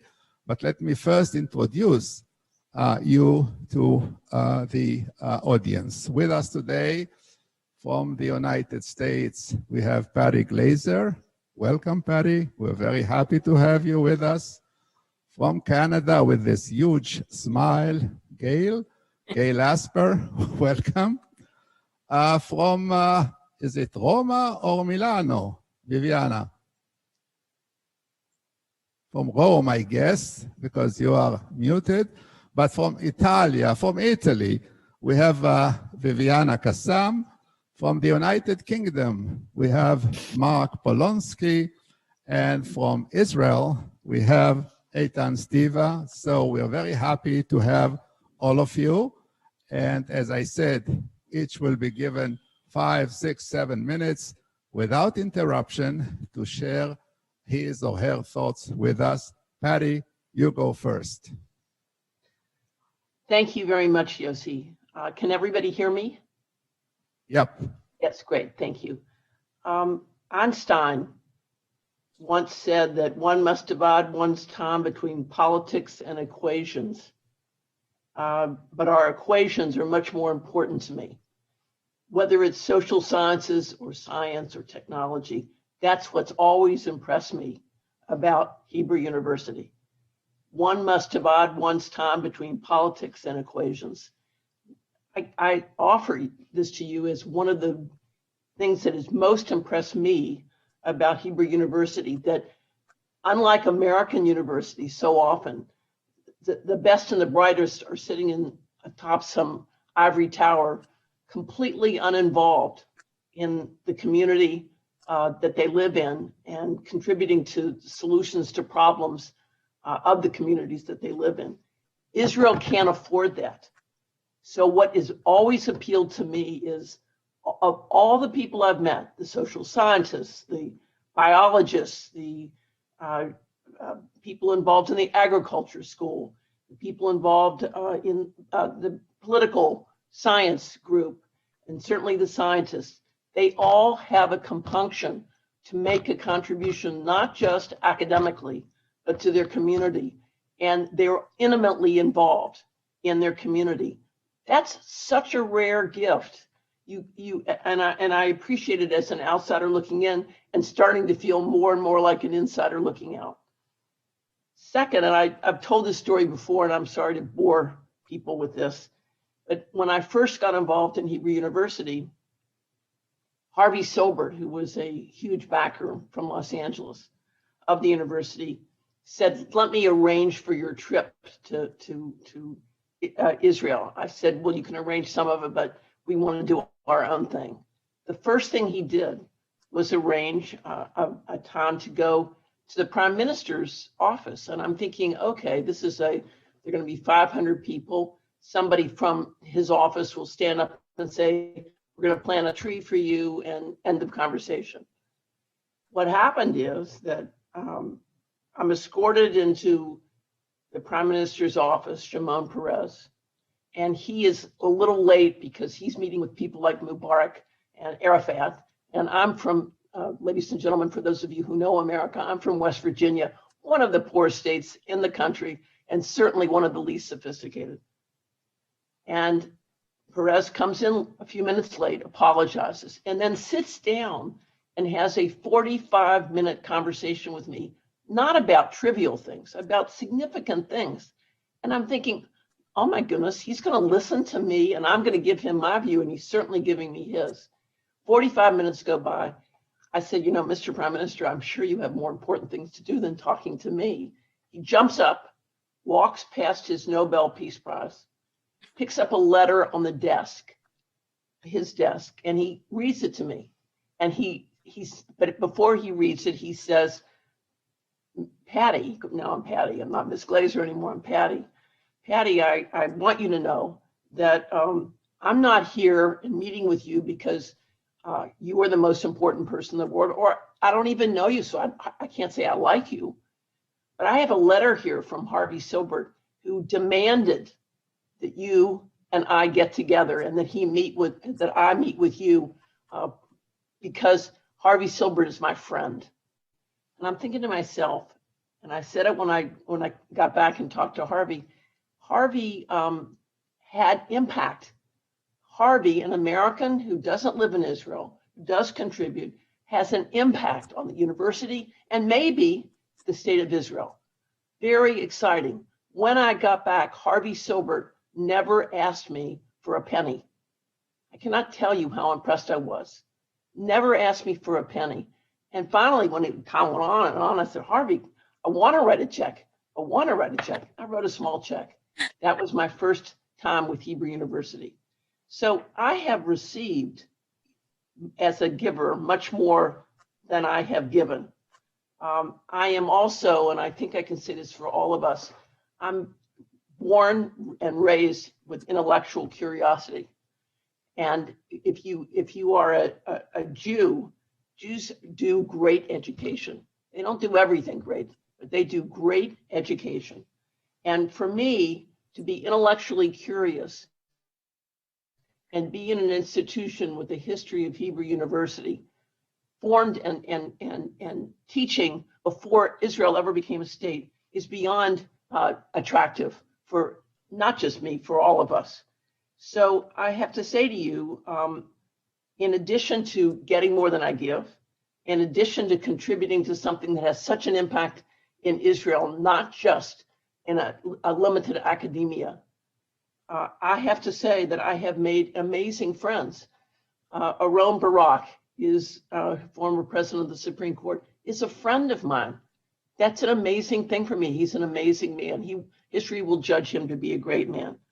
I know the Hazans.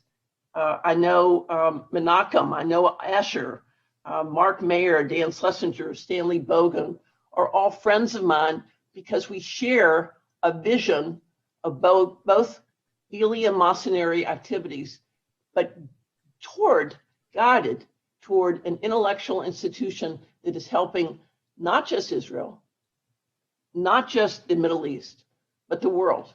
So, ladies and gentlemen, I say to you, Hebrew University is a jewel that we offer to the world, and I'm very much proud to be part of it. So thank you. That is so beautiful, Patty. And indeed, alongside with academic excellence, our commitment to a better world, our commitment to society, our commitment to the city we live in, these are the principles guiding us. Thank you very much, Patty. And Gail Asper. Okay, I have my timer on because this could take 5 hours, not 5 minutes.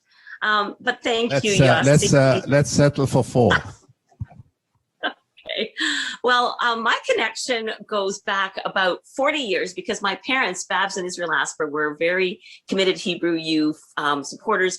They were involved with the Winnipeg chapter, and my dad was on the board of governors. So when I was in my early 20s, my dad asked if I'd like to go to a meeting, and I said, sure.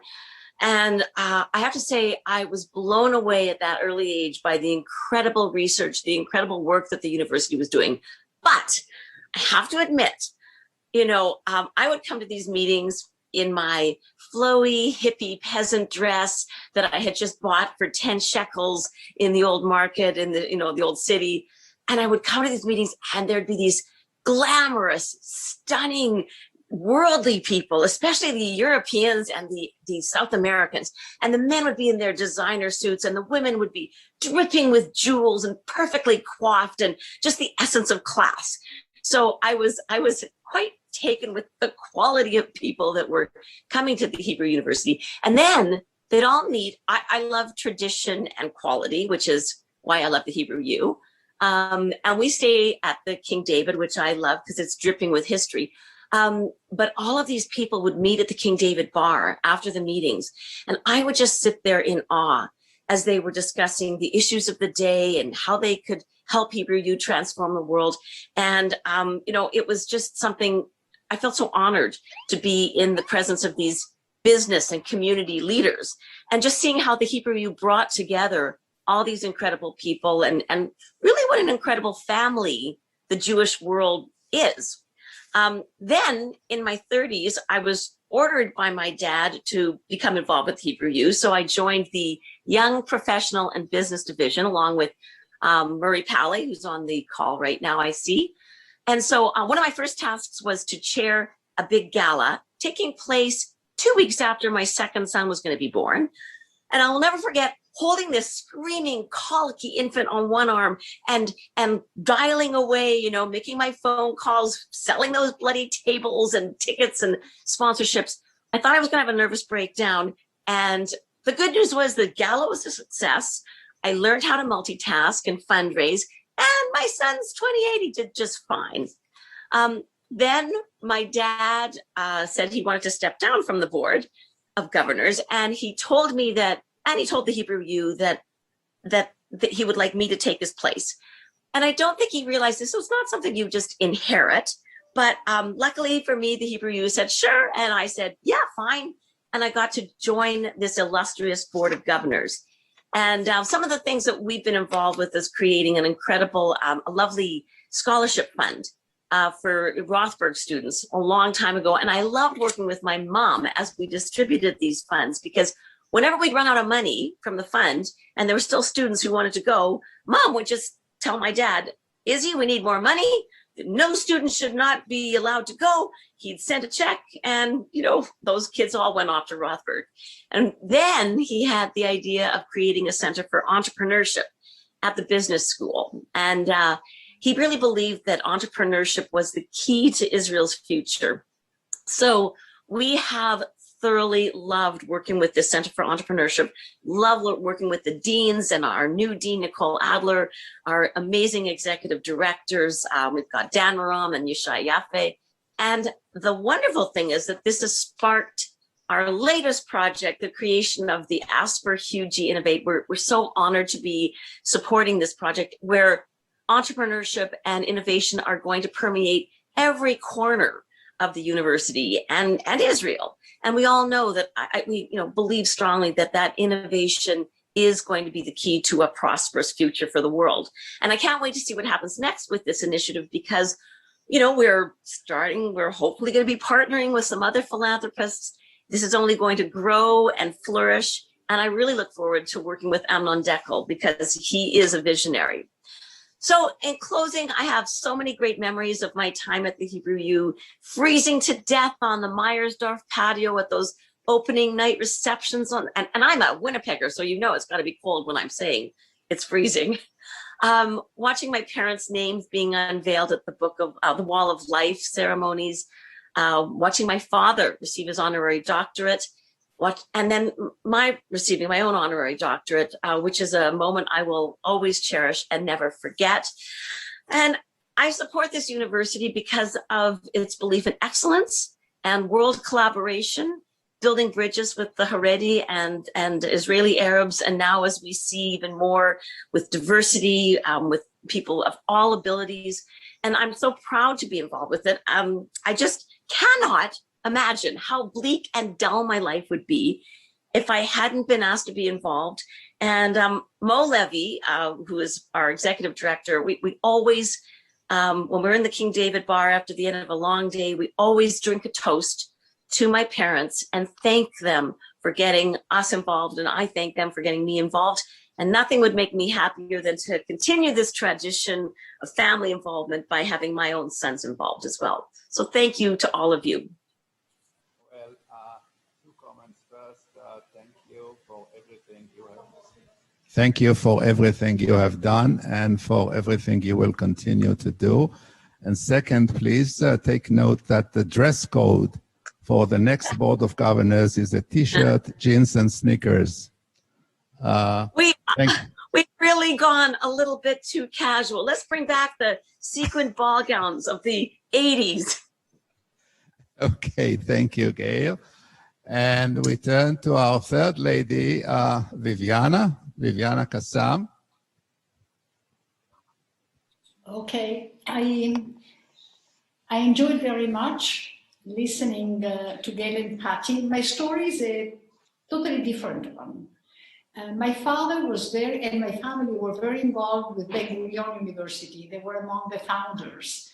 And I remember in my youth being taken, waking up at 6 o'clock in the morning in Israel and starting to go around and going to see my father's great doings, which of course I hated, and therefore I totally disconnected with Israel. My brother has been the CEO of Ben-Gurion. My sister is on the board. I decided there was nothing I could do there. It was already too much family. And so I, sort of ignored Israel and did other things until one day in Paris, and I want to tell you this little anecdote because it's very nice.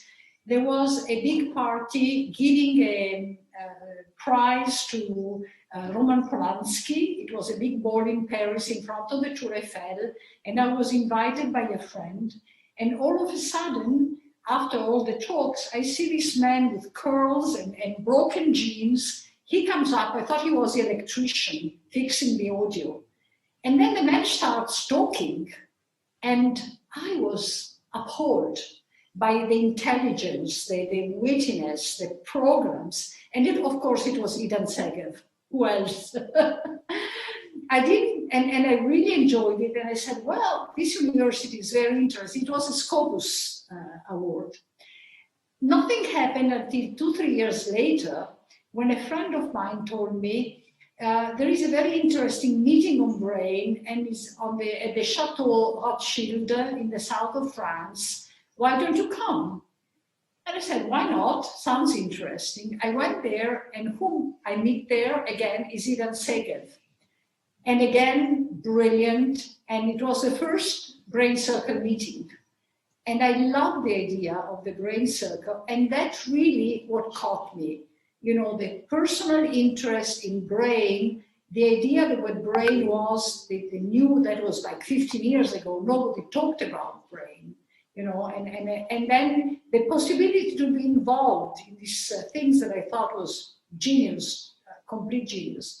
And that's how I started being involved with the university. And of course, it's like you make a little step and then you make another step and then you meet the people and you go and to the board and visit the university. And I loved it. I totally loved it. I loved working for the university. I loved the events they were doing. I started a brain circle and I work very closely, and I'm very honored to do this. I must say, as for you, Gail, my life changed. I was ready to quit my profession as a journalist, and I found I could have another profession, being a brain circle leader. I had a new family. I agree with Patty that I received much more than I gave. What I received from the university is really a change in my life and an emotion, you know, and that I could never forget. And another thing I want to say, and then I will finish, is that of course I love whatever is done in the university. I also give a little contribution every year to another program that I love, that is the Master in Public Health. And it's people, brilliant students from all over the world, especially from poor countries. And they come to Israel and they learn how to make plans for public health and then make their country better. I think the program is incredible and very useful. I had an experience myself in the third world, and I know how difficult it is to make good plans unless you are from there and you know the culture and the needs. And mostly what is done by the cooperation teams ends up being wrong because they are not rooted in the country. So this is another great experience. And of course, you know, as I say, I love, if I can give an advice, you know, that has worked for me and I think for many other people, because you are asking our advice, is that the best way to be in contact in the university is to meet the professors, is to meet the researchers, is to see the great work which is done. And this is, I think, the best thing to get people involved and giving. So I think that's all. If you have any other questions, I'd be glad to answer.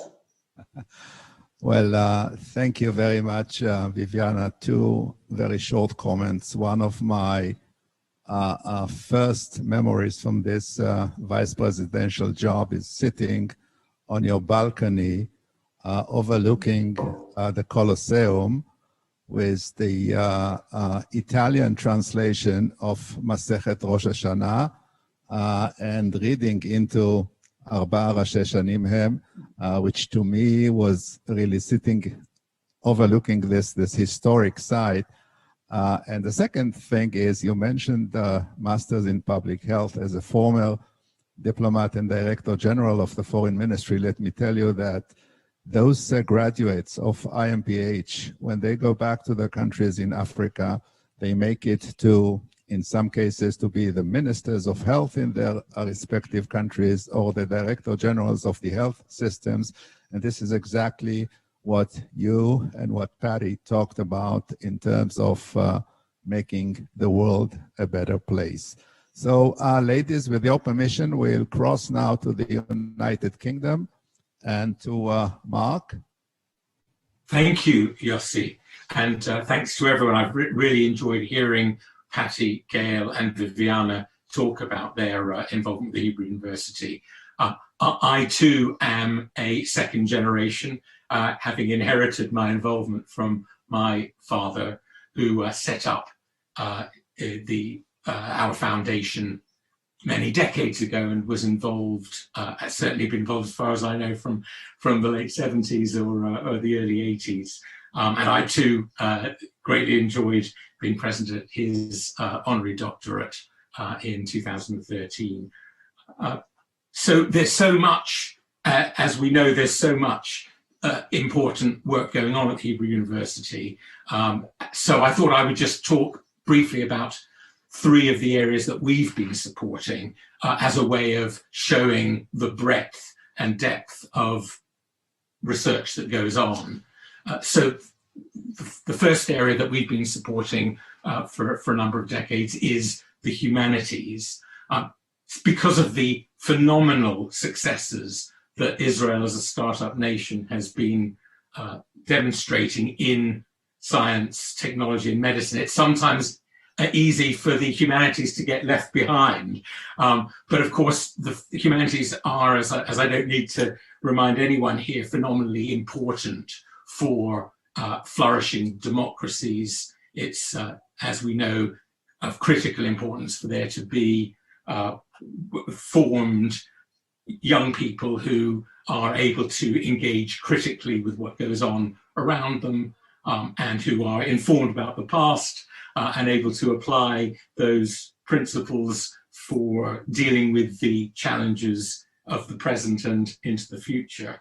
And so we've been supporting the humanities in a number of ways, but in particular over many years with some prizes which are awarded, selected by the Hebrew University faculty for to recognize achievements in the humanities among master's students, doctoral students, and then of course among the senior researchers in the Hebrew University faculty who will be awarded for publications with prominent university presses. Apart from the humanities, we've been supporting Asian studies. It's of course no secret to anyone just how China has been growing in importance in the global economy, and it's been interesting to see over the last decade the increased investment in the Israeli economy of Chinese businesses, in particular in high tech, software, life sciences. So my father, inspired by the remarkably energetic Professor Yuri Pines, recognized how valuable it would be for there to be a cadre of fluent Mandarin-speaking Israelis who understand contemporary China and are able to engage with it and play important roles in Israeli business, in Israeli commercial interactions with China or diplomatic. And so for many years, we've been supporting study abroad programs in China and the building up of the library and databases that students of Chinese at the Hebrew University can use. And thirdly, the third area I wanted to talk about is support that we've been giving to students of Ethiopian heritage. My father grew up in New York in the born in the late 20s, and so grew up in the 30s and 40s when, of course, segregation was at its height. He did his military service in 1945 to 47 in Alabama. And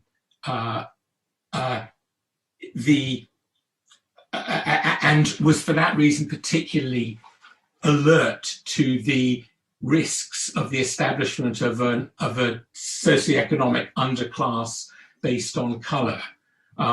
We were, of course, like everyone, so moved by the remarkable stories of Operation Moses, and thought it was very important to try to support students of Ethiopian heritage to come through Hebrew University.